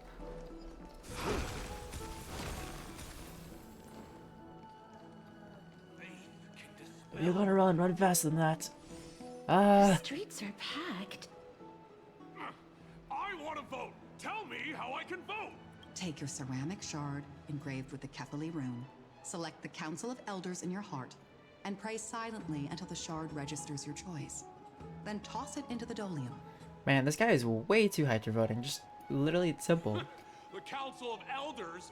More like the Council of Buffoons? The Black Tide took my hometown long ago! Who are they kidding with bringing back Eracrysia? It's all a sham to create their own Eracrysia in Akama! The Titans are just. So long as we do not overstep our bounds again, we will not incur divine wrath. Oh, please. The time when these deranged Titans should have vacated their spot to the demigods is long overdue. You'll see soon enough, you old bogey. And Oh, she'd be offended being smack called some old. sense into you with their scales. We shall see how this turns out. That was quite a spectacle. Just another peaceful day in Akama. Yeah, watch people squabble is kind of fun. You're interested in that? Well, you'll feel right at home in Akama then. To this day, I still find it almost unreal that Akama is the only place illuminated by light amidst the crumbling ruins of Amphorius.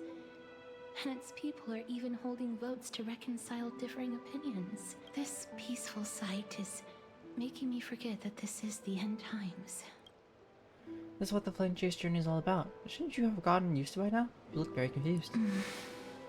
Before coming here, I had lived for many years in Idonia. How many years would that A city be? of rime and frost. The people there were devotees of Thanatos, and were well known for their unique burial rites and traditions. Traditions that I played a major role in. Because of the curse on you. Yes.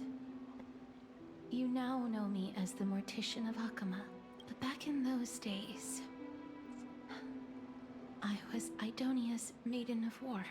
Oh. I was trudging across the frosty plains on my own when the Idonians found me.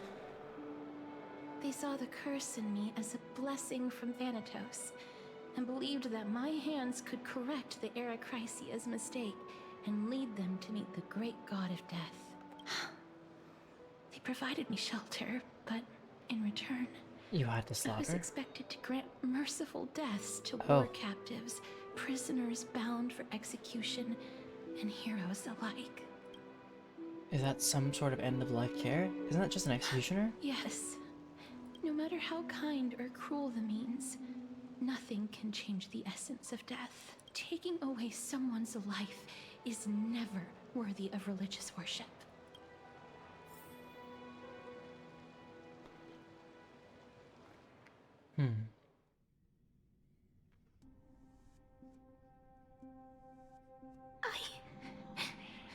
I can't do it. Their voices, they pierce my ears.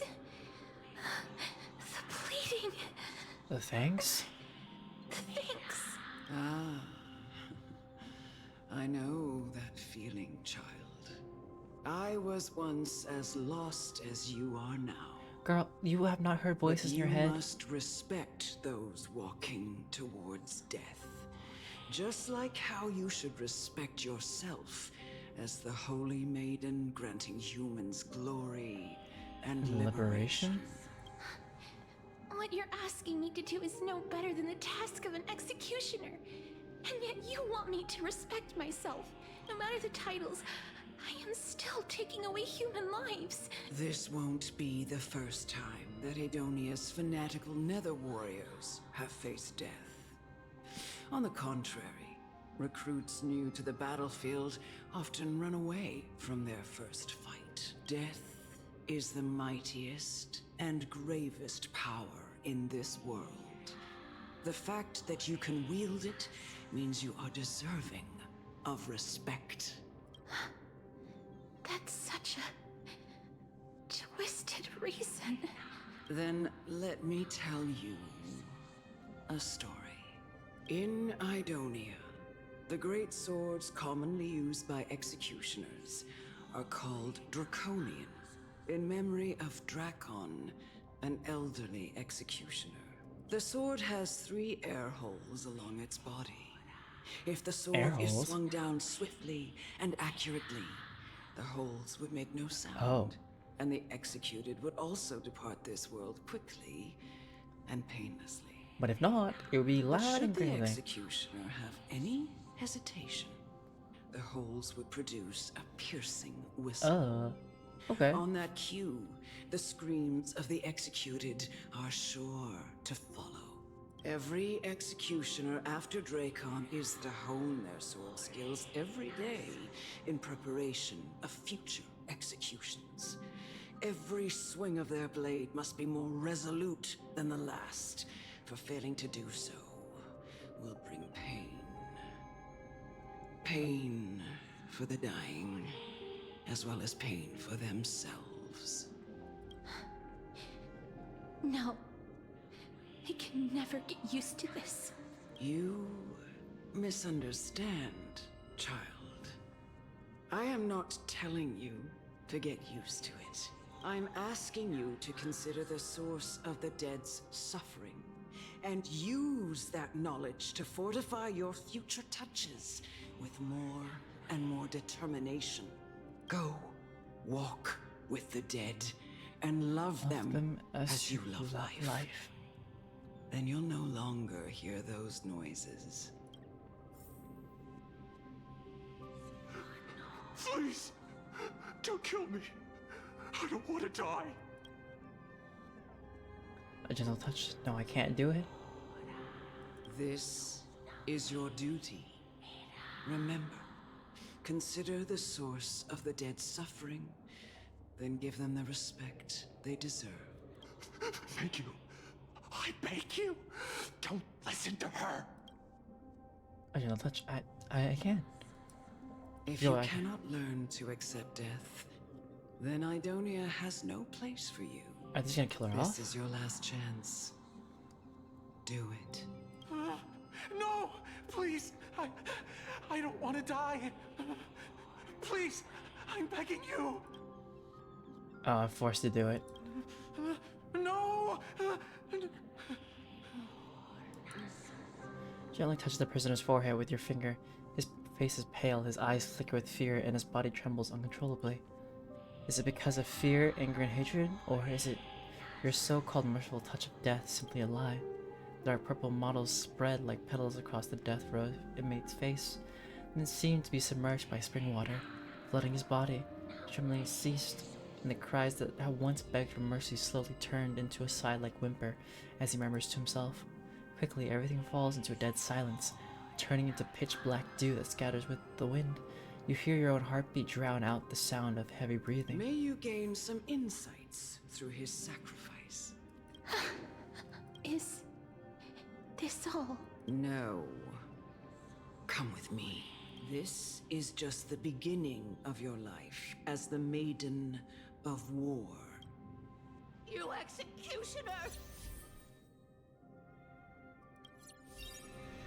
And now she has to listen to the stuff of the dead.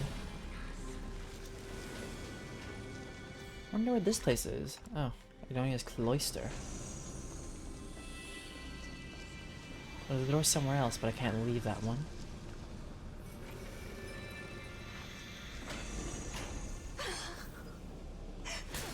Holy maiden!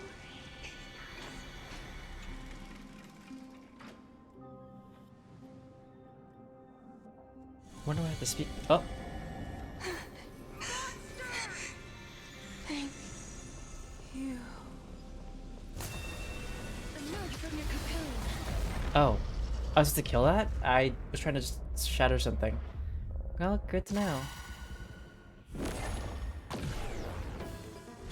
That was pretty much unintentional. May death protect us!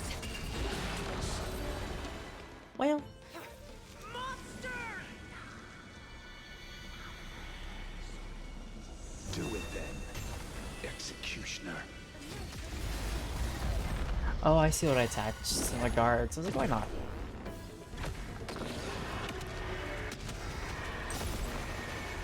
May death protect us! Who needs to fight anyway? Executioner.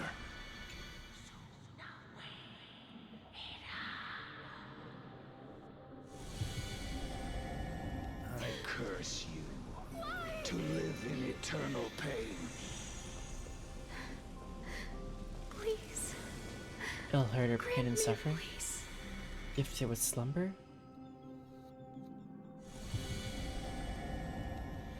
When will this ever end? Why for granting release, murderer, monster?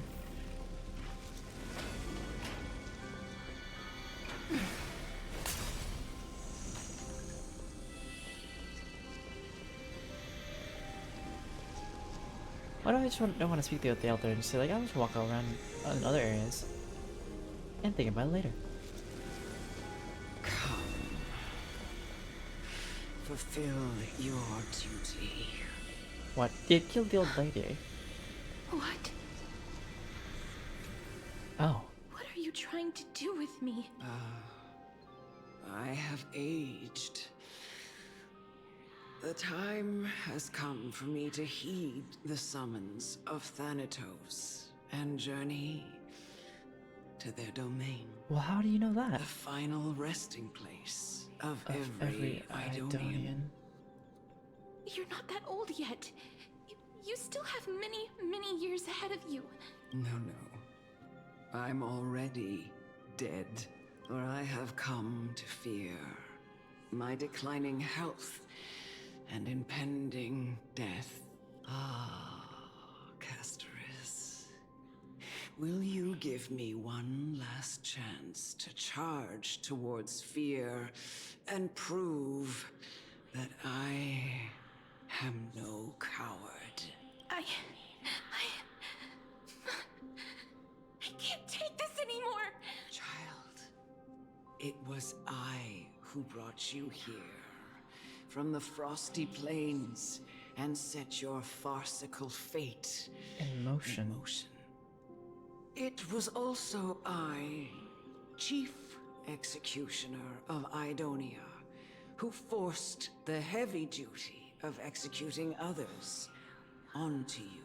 I've always known that you have doubts and even anger about my faith and about me. I never had a choice. Indeed. We essentially abducted you. Yet you can end any sinful life with just a touch of your fingers. Shouldn't it be easy for you to escape from here? I'll never do that. It doesn't matter how lightly the Idonians take death, or how readily they accept it. I simply can't do it. I knew I was right about you. What do you mean? I've taught you and cared for you as my own daughter all this time. Care? Really? I don't think Care was there. Blessing that's been with you since your birth. I know no one else in the world would understand the weight of life. This lady's a and little death twisted, isn't she? more than you do. In the eyes of an Idonian, death is the end of all life. A destination we will all eventually reach. Humans should not resist it, but learn how to face it. You can only live your life to the fullest after understanding this principle. And when you do, even if you eventually leave Idonia's protection, even if you must carry the curse forever, you can live with your head held high, like everyone else. No. How can I? Come now. It's time. I've already taught you all that I know. Show me that you are a fitting holy maiden. Or at least, that you possess the resolve to become one. Come now. It's time. I've already taught.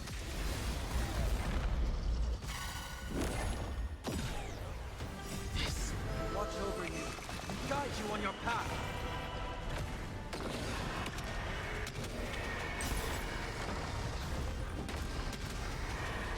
May death protect us!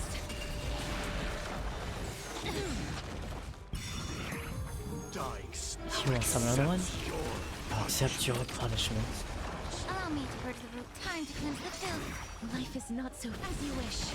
Through my blood, burn it up. Heard the call. And down farewell. Forever to. And the battle's done. This was the last time I followed her command. I gently touched the elderly woman before me. The executioner, who had seen too much death, died the same way as everyone else.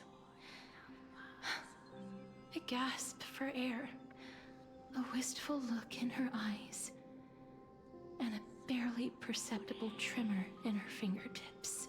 Elder Amunet, the person who tried to teach me about death, ultimately vanished like dew in the morning mist. She spent her life embodying the beliefs of the Idonians, and when death finally came, she embraced it exactly as their doctrine had taught. I have nothing but respect for her. I erected a cenotaph in her honor in the marshes outside Idonia's city walls with the others I had laid to rest.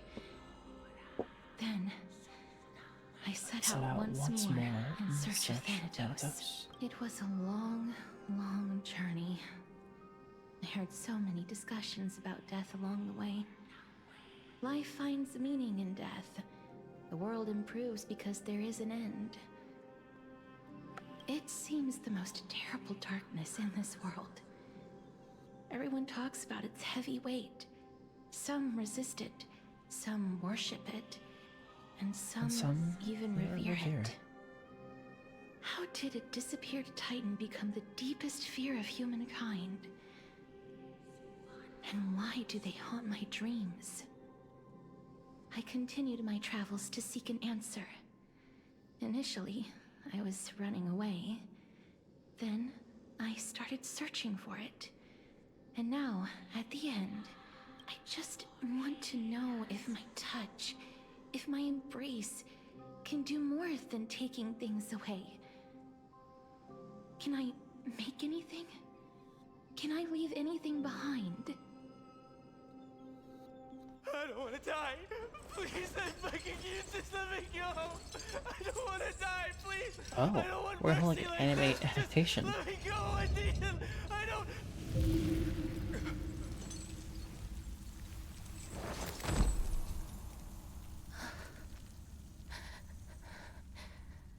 I hate these icy hands.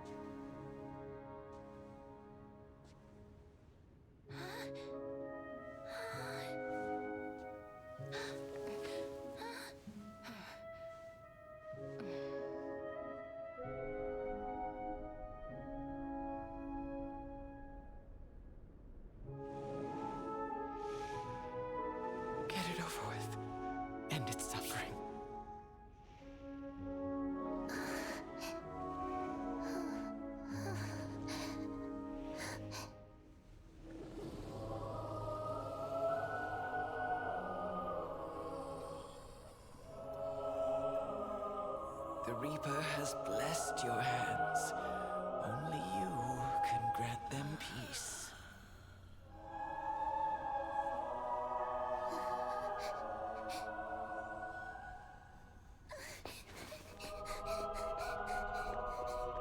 I mean, it is a tough thing to do for a little one. Like, oh yeah, you gotta kill these people with your own hands in order to give them a blissful death.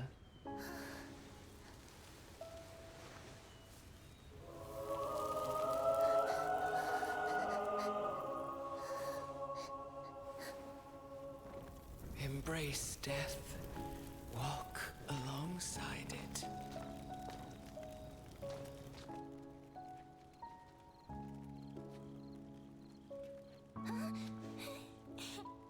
Just don't touch her.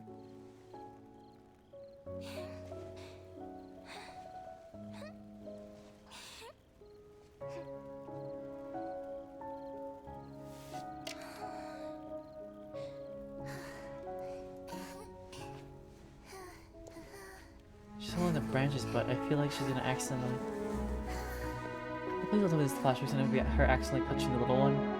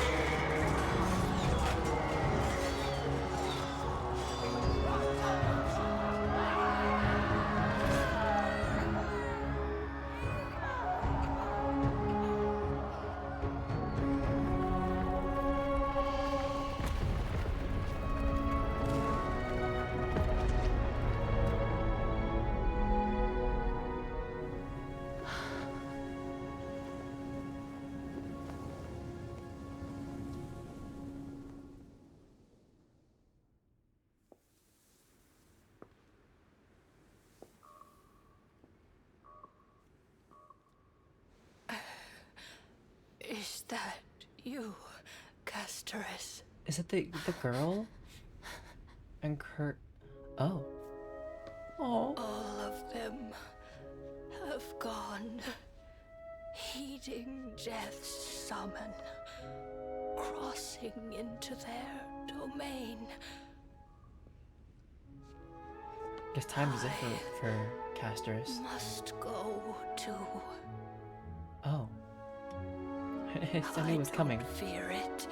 Just, I have some regrets.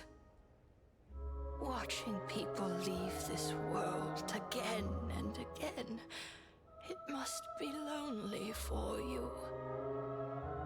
You must want to desperately embrace them before they go. Is she gonna give her a hug, but use her life for a hug?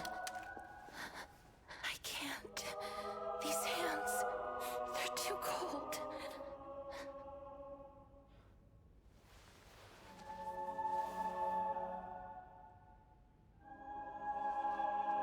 But Big Sister Casteress, your hands are so warm.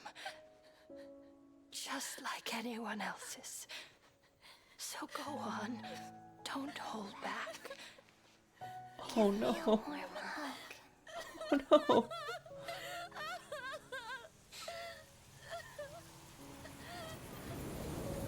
It was gonna happen, but still.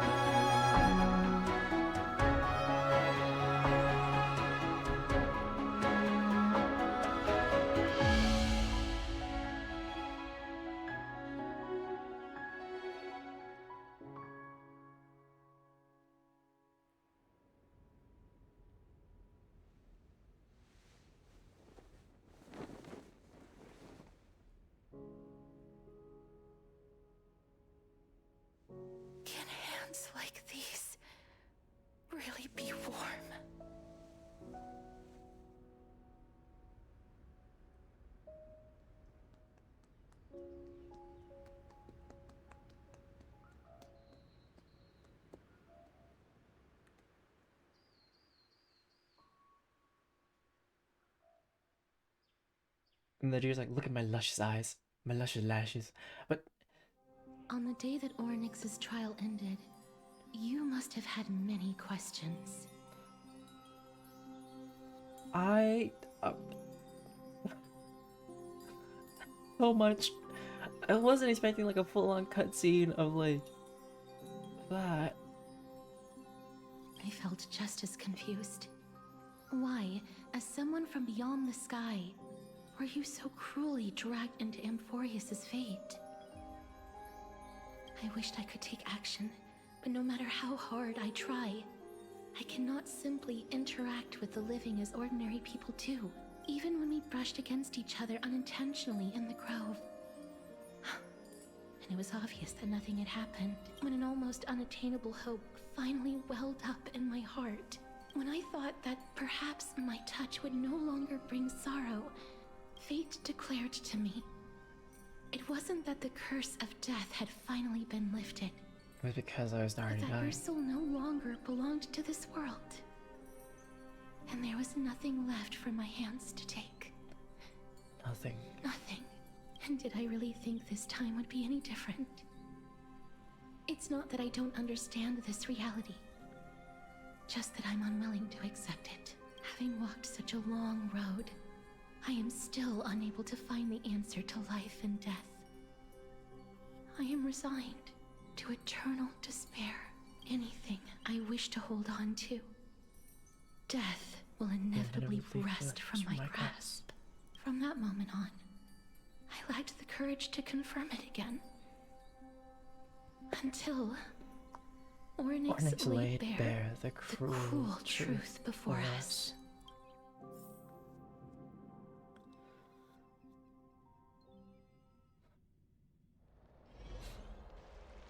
But now, perhaps I might have one last chance. Long ago, Trinan read a prophecy to me. At the end of the Sea of Flowers, the souls of the living shall warm thy fingertips, and after an embrace, there shall be eternal separation. I found no surprise in it, for her words sounded not like a foretelling, but a perfect reflection of my past. Embraces in this world are born of reunions. Yet, my touch speaks only of farewells. In that moment, I had no doubt that this destiny would weave itself through the entirety of my life. And yet, things have taken a turn for the better. Now that I can finally have an audience with Thanatos, perhaps I can rewrite the meaning of that fated prophecy. I have no reason not to give it my all, for your sake, and for my own. Thanks for telling me your thoughts. Should I pretend I didn't hear any of that? Let's see for that one. The one sounds like I won't have any regrets. Castor talks to you about the gift she gave to the other Chrysos heirs, and before you know it, she arrives at your gift. My gift. Let's put that aside for the moment. We've arrived. I want to retrieve a small gift I specially prepared for you. I made it myself, like the trinket I gave Lady Trian. I want to leave something for everyone, if possible. The journey to seek an audience with the Death Titan cannot be an easy one. I want to make full use of every moment I have before we depart, so that I don't have any regrets. Is it a brooch with my face on it? That's kind of ominous. Let's go with that. No, it isn't. You'll know when you see it. Look, Another it's baseball right bat? there. Nothing? Huh? Where did it go? What's going on? Did it run away? Looks like someone left something behind. Well, the gift wasn't expensive. Did you get in trouble with the fan of these? I am not some Oh. corrupt grown-up. You never see it coming. You see ba da ba da da da da. What's this? The coin of Zagreus and a slate. Looks like a cipher. So it's her. Who? Holy moly, kitty No thief? doubt about it. This is her favorite symbol. It's a Lady Cipher, the demigod of Zagreus whom Lady Aglaia had spoken of. She's a master thief who's left legendary tales all over Amphorius. So many years have passed, yet she's still announcing herself in such a crass manner. Let's just do as the slate says and look for Lady Cipher. Alright, well, let's find her. Letter from the Phantom Thief Cipher. Dear Princess Homebody, walking through the busy garden, I discovered the remarkable gifts crafted by Princess Homebody. They are truly splendid, and I am most impressed. I am also taken with your charming presence, prepared for fellow crisis heirs. In your right parlor, I observed the beautiful felt dolls, the beige and lavender striped tapestry, the classic Idonian tripod table, and the left parlor, the jeweled and exquisite art pieces meant as gifts. This time, I've claimed only this modest gift. I fear it would attract tasteless little thieves, so I shall safeguard it for now. Naturally, I've left appropriate payment of some coin. If the price pleases you, feel free to negotiate its return. Though, should that happen, I won't be satisfied with merely one coin. Should you wish to find me, visit the royal market. There lies a golden short spear I have left. You know what to do. It shall guide you to me, and before you ask, I won't accept any questions. Please forgive this small intrusion and accept my highest regards. P.S. Who displays biological specimens at home? They are quite unsettling. You might want to store them away when entertaining guests. PPVS. Despite your considerable investment in the dining ossuary hanging in your parlor, I regret to inform you it's a fake. The original is craftily switched by those cunning scholars at the Grove of Epiphany. The full story can be found in the yet unpublished memoirs of Sephira. Sincerely, Kitty Phantom Thief. Retrieve the gift and teach Kitty Phantom Thief a lesson. You head to the market and find the short spear she left behind. Give it back. What I want. My items. Right You've there. stolen them.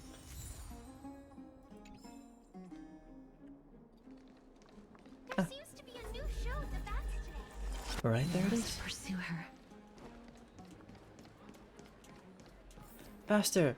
Faster, my day, run! Ooh, what's that? It has wings. Can I break that? I probably can't. Huh? There's more than one? This is a trick she left for us. Kitty Phantom Thief wants to play a little game with you. 2 short spears, 1 correct, 1 wrong. Let me check the hint on the scroll. Only golden short spear engraved with the truth can lead you to the Phantom Kitty Thief. Left spear engraved with words, don't be fooled. The right spear is engraved with lies. The right spear is engraved with the words, trust me, great mystery. Both spears are engraved with the truth.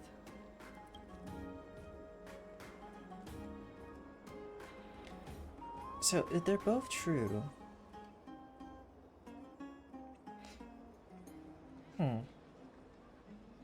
I figured out none of them. I'm just gonna prepare the last one. She's incorrigible. Follow me. Oh, I just get... What if I'm totally wrong?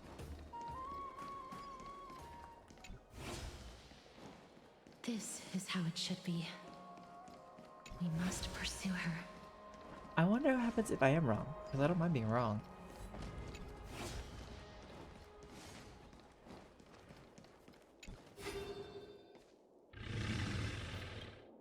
Cipher, if this drama truly is her, appears to be quite content. It is filled with 3 parts sincerity, 3 parts approval, 3 parts pride, and 3 parts haha, great mystery. You've lost if you take this seriously. Hi, Cipher. I see, said Trout. What did you call me? She needs to be saying aha, aha. Cipher does not know.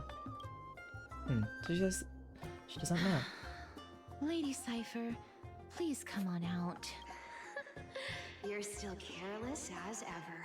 Shouldn't you keep such a precious gift near your bosom? Since you know it's a gift for someone else, please give it back to me. Stop hiding among the people and letting the wind carry your voice. Now, since Yes, I know it's a gift. That just means I need to milk its worth. The children of the wind never stay for long in one place. Unless your offer is tempting enough to steal the wind. What say you? Name your price. I'll give you however much you want. If you don't want the money, I'll gladly take it off your hands. I'm sorry. Bargaining is really not my forte. No wonder they call you Princess Homebody. Why don't you two come over to my place? It'll make a better venue for proper business discussions. You can find where I live through the winds I've sown. Right. Piece of cake. I can do that even if I can only sense your soul. All right, I'll see you there. By the way, everyone cool with me collecting a deposit before we reach an agreement, right? Now, come this way. Dew Divine Blood in the backpack has been stolen. Where'd my Dew Divine Blood go? She's incorrigible. Follow me. Dear Princess Homebody and Great Mystery, you probably guessed already I have no intention of showing up at the Pack Beast workshop. It means of course I had no plans to return the gift there earlier. Either. This was just a warm-up for our little game Cat and Mouse, but surely you realize that the kitty phantom thief never cared about stealing your trinket, right? No, what I'm really after is your hearts. Just kidding. An interest in your hearts, please. If Princess Homebody can track my path, then by all means, try. I'll be waiting at the end. Rest assured, we'll meet face to face this time. P.S. Great Mystery. Where did you get that Dew Divine Blood? Don't tell me it's a gift from the seamstress. I'll taste it for you. Is it gonna tell me items lost? Nope, it doesn't. Whee!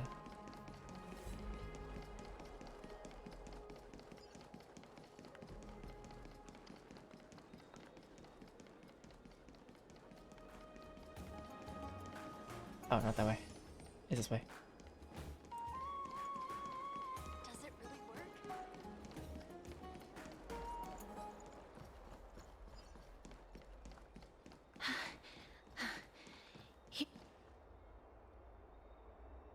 Over Nice here! on over here. Over here! No, not that way! This way! Come on. If I really wanted to hide, you'd never find me. So relax, you two. No need to get your hackles up. I'm not that scary, am I? Meow. At last, the character that mouse disappeared. Ew, what kind of quirk? Let's deal with that one. Whoa, that upset? Calm down. I'm just putting on a show with the meowing. Some people might have been into that a millennium ago, but it's long since gone out of style. I don't know. Loosen up, buddy. Shall we get down to business? Sure, why not? Give me the jewelry piece first. Or everything's off the table. And my Dew Divine Blood. Oh, come now. Don't be so upset. Relax.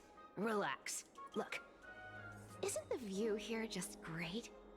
You can see what everyone is doing and where they're going, and they won't even know you're here. But we've already been up here before. Now that we've broken the ice, let's get to the point. Everything I've said so far has been a joke. I'm inviting you two here for 3 things. 3 things? 1. The seamstress found me and wants me to take you to Styxia to look for the Death Titan. Uh-huh. 2. The Council of Elders also found me and wants me to make sure the core flame of Thanatos ends up in their hands. Uh-huh. Look at that appling your fingers papyrus. You're that famous, seamstress? You're that famous? Of course. I may keep a low profile, but I'm still a bona fide demigod. And last, but not least, I'm telling you that I'm not interested in doing either of those things. Don't go look for the Death Titan.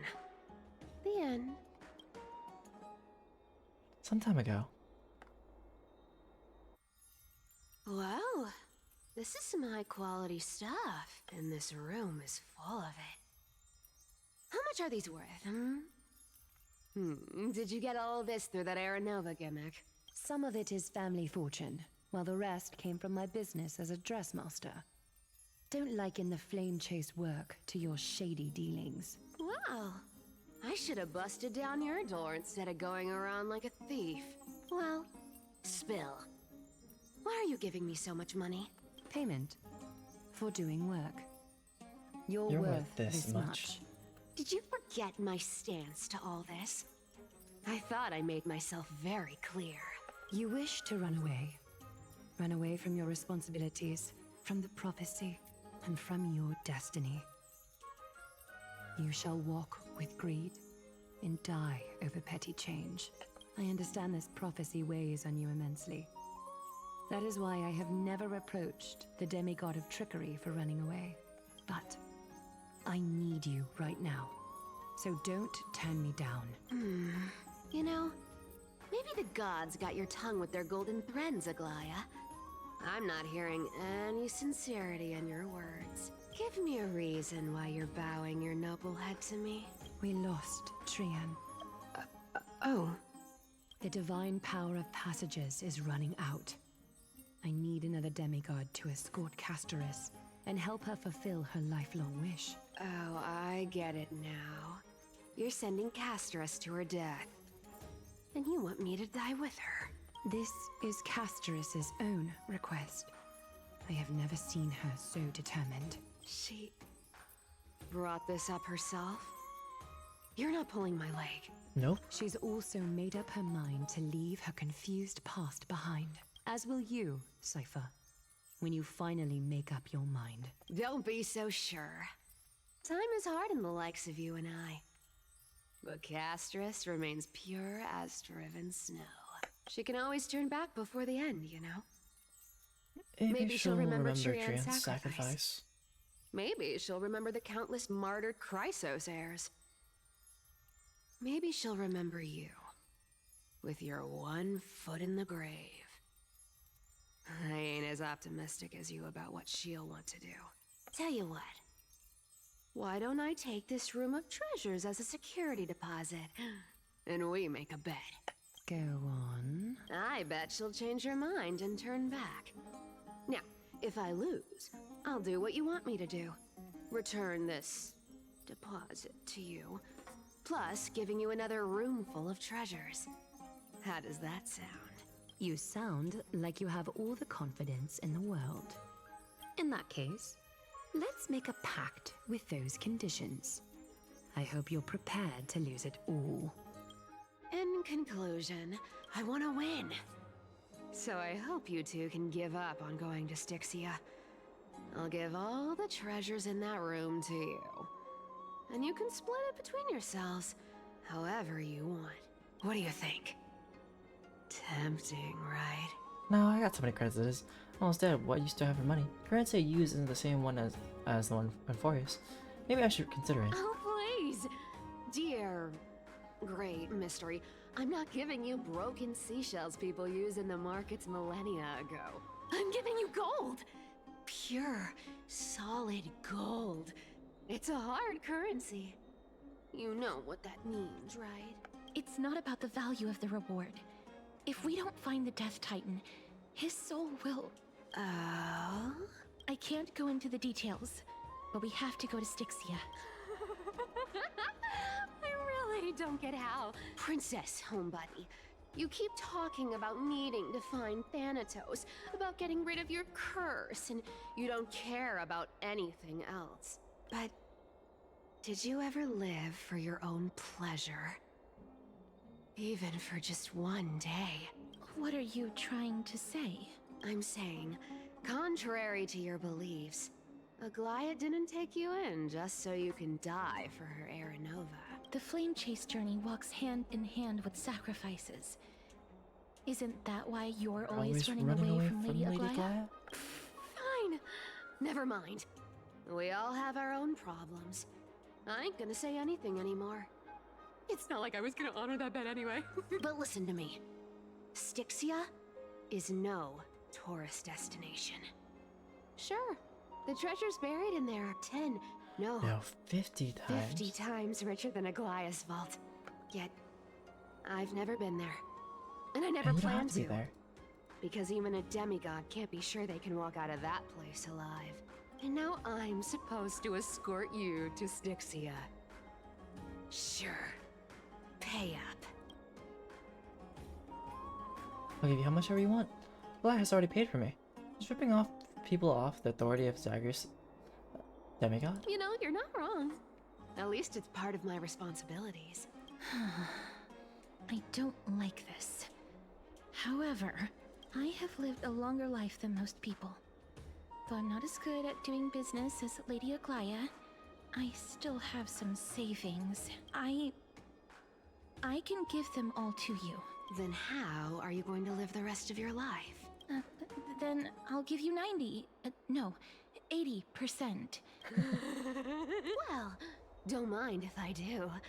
80% of Castrus's savings and a bottle of dew of divine blood. Not a bad trade. But that's mine. Now if I have to get Caster's jewelry back, I'll show you whose boss wants to recover with full HP. I'm so scared. Can you even catch my tail? Here. Catch. Be careful with that. A minor change in plans, though. Don't go to the bath tomorrow. Come look for me at Akama's city gates instead. So, why are you changing the meeting place? Oh, nothing really. Just a bit scared of the seamstress's frosty face. I wouldn't stay a second longer in Akama if it were up to me. Well, now that we've struck a deal, why don't I give you guys a lift back? It's gonna be a long ride. So have a good rest. Oh, there was a portal, didn't there? Excellent, welcome. Where am I? Is this my room? How'd I get back here? This is a coin. It was Cypher, and she even took me in. Never mind, it's getting late. I better get going. Great, mister. These formal addresses at the start of the letters are such a hassle, and you've already read the reuse span of these letters. I left Princess Homebody's gift here. Take good care of it. Remember, skip the bath, and that's to come straight to Akama City Gate to find me. You know I have no patience to come late, and I'll leave without you. Clear? Yes, I'm the one who tucked you in. You're welcome. Why, of course.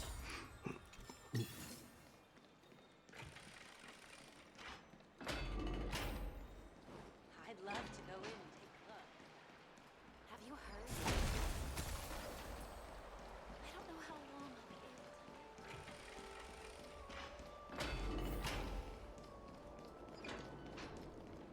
Ba ba ba ba ba ba ba da ba ba da ba ba da da da da.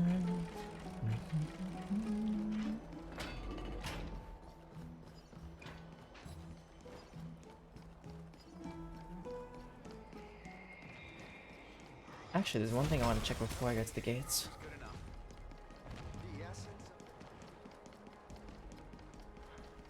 I believe it is like a dummy looking horse.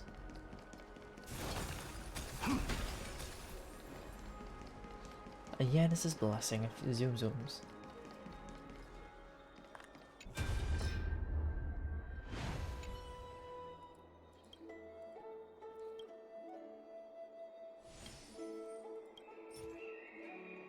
Sure.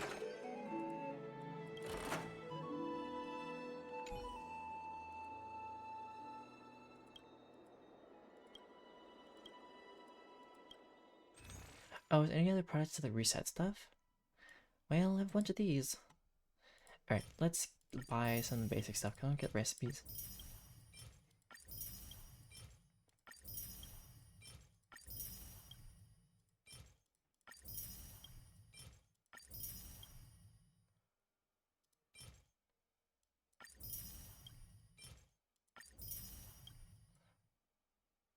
And I'll buy the rest later.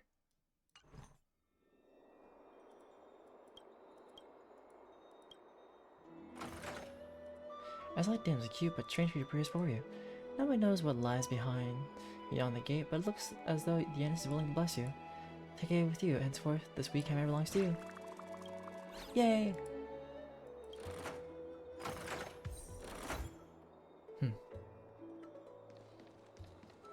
Displayed in my room. I'm sure I have other things. No, is it just... oh.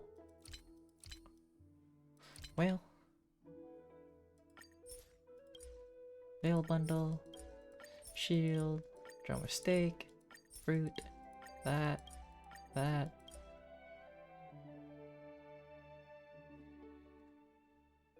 Oh.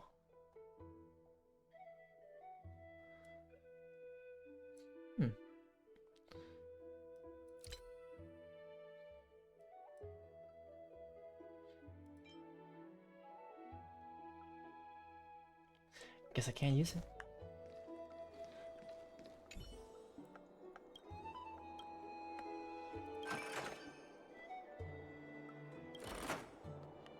Okay.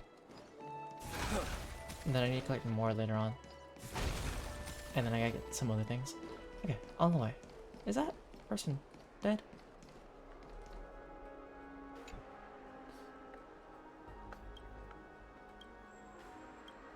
Oh, just passed out, tired. Of course. No, please, sir, pray as well. Things are all wrong. Oh no. I've passed out, and I can't seem to get up.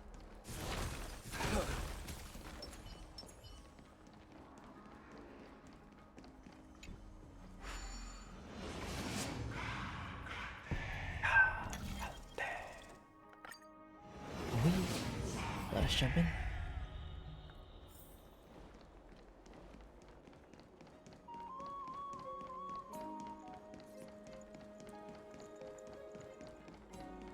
Was that always there?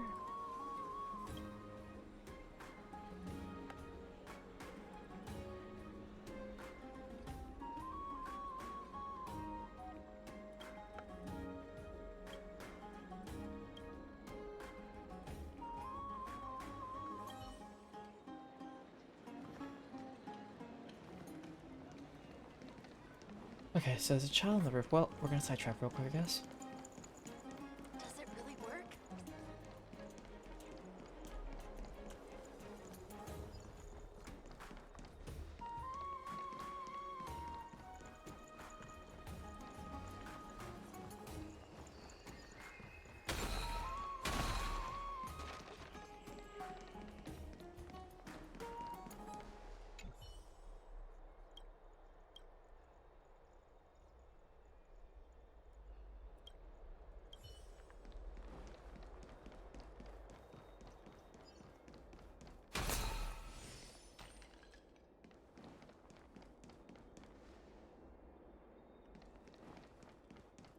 Oh wait, wasn't there just a way for me to like...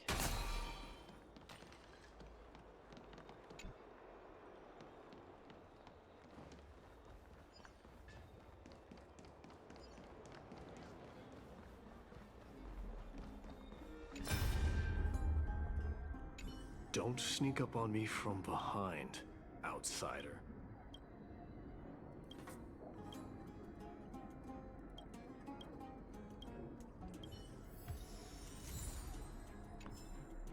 Not what I was trying to look for.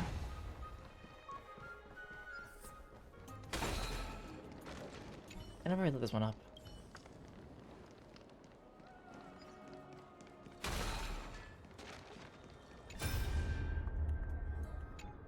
Oh.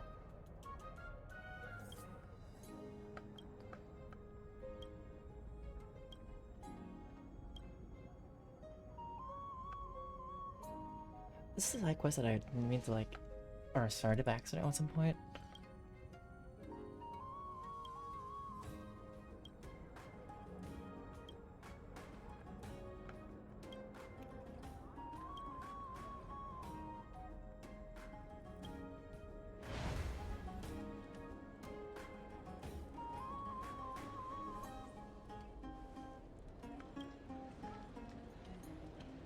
Well, I finally got you.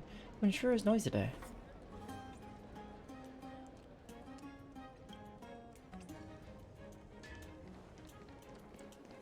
This child isn't that fast. I'll keep up with them.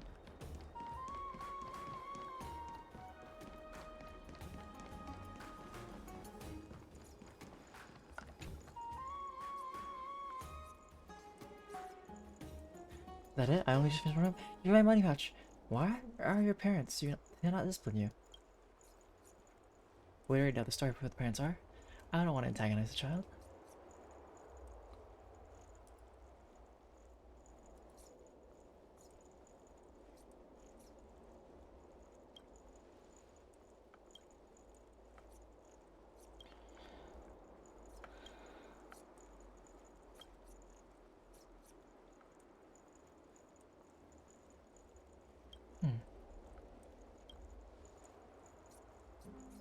Go turn yourself into the guards, go read a ton of books, go learn some music theory, go learn a craft.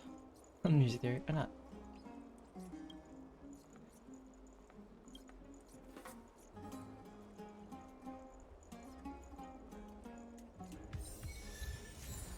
The girl of coins at Homeland. Well, somehow I completed a side quest without realizing. Does it really work? Eventually, I just thought, ooh, coin is Zagreus. Anyways.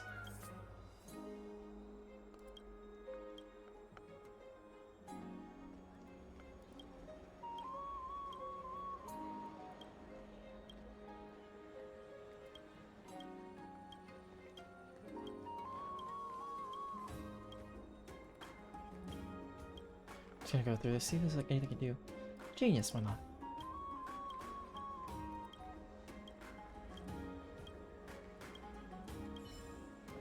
Oh, I thought the hand would do something. Nope, okay. Now, where am I going? I wanted to actually catch up with the story part. That I totally meant to do. Did not get sidetracked by a random side quest. No, no, no.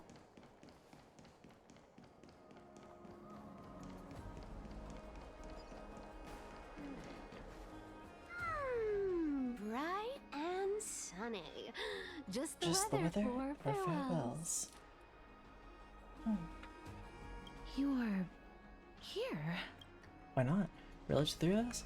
I'll give a guy a heads up. No need, I already told her. She's fine with it. You sure know how to put me in a spot, Castorus. I need to travel with you, but I can't touch you. What a bother. Sorry. Oh, I was just teasing.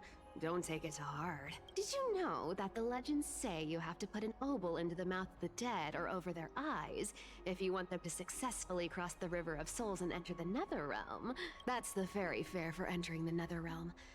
However, I honestly won't ask you to pay this time. I'll pay. And then we'll just have to go through the motions. You sure our help one doesn't cost you anything? It'd be so much. Just how much have you swindled Castorus? Don't worry. It's not a lot. All right, pass me the coin. It's time to get the gods' powers going. A fleet-footed trip to the Netherrealm. Here we come. Oh, one last thing before we go. I gotta give you this piece of advice. Especially to you, Princess Homebody. You can't catch the wind by waiting. You only live once. So make the most of every moment you have. Get ready. Be steady. Hi, your turn. Don't be nervous. After all, it'll be gone in the blink of an eye.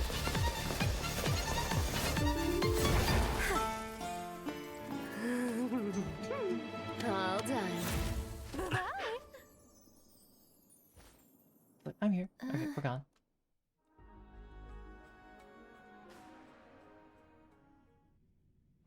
Are you feeling all right? I wonder how she was able to do it without, like, touching Castorus. I swear she was speeding. Where am I? Are we still in Forest? She's the demigod of trickery. When she flips the coin of whimsy into the air, she gains incredible speed that lets her travel anywhere in an instant. Just like how she clearly had no intention of lingering here for even a second longer. We can only depend on ourselves for the rest of the way. Don't worry. Mem's here to help. So can you teleport too? Ma'am, did you pay your fare? I don't think I even meet the height requirement for the ticket, so I won't need one, right? This is Styxia, the city of dragons and waves. Anaxa hypothesizes that the missing Thanatos is somewhere in these ruins. This is the land of their birth. Or perhaps of their death. Are there any more other clues? How would we find them? Ah, I know this one. They return once they gain. Anaxa had used a secret alchemical art to temporarily fuse his soul with Circe's and Kephae. And when he was on the verge of death, he was pulled by Thanatos and caught a glimpse of the flowing river of souls. This alchemy, considered a sacrilegious act, might actually make the souls of mortals and titans attract each other. Even though Thanatos has been missing for 1,000 years, and even their followers haven't been able to find them. Perhaps that special attraction could summon them here. Oh, so are we going to use that Philosopher's Stone to conjure the Titan? I guess that's the only way. The only leads we have now are the name of this city and the fairy tale about the dragon. Thanatos is even more mysterious than I am. Indeed. Even one as erudite as Anaxa could only point us to this place, and no further. We will be entering the unknown as soon as we take our first steps. But that won't be the first time in my long journeys. I believe that, rather than standing still, taking action is by far the better option. Perhaps fate might take pity on us today and show some compassion. Roll light oppresses unfortunate merriment. Wow. Oh. Some of that, pure fiction, never universe, okay. And then, what else am I looking at? Oh, right, I want to see, like, when can I start this? Okay, which is Reverse Memorial, or Mirror's River. Alright, so we have a new whole not exploring, a new whole area to explore. Oh, there's multiple levels. Alright. I mean, I think that this is a good place to stop for today. Story-wise, for the adventure. So, but we'll continue this next week when, you know, next becomes, and Nox is already out at that point. We're pulling for him, and yeah. But thank you to everybody who came by today, from Nappy, the Lazy One, and we got Kronos, and anybody else who stopped by. I really appreciate the support. If you see this on YouTube, thanks for watching, and if you want to see me live, feel free to come to Twitch. But for now, DjDoubleT, out and about, and deuces. Have a good time zone.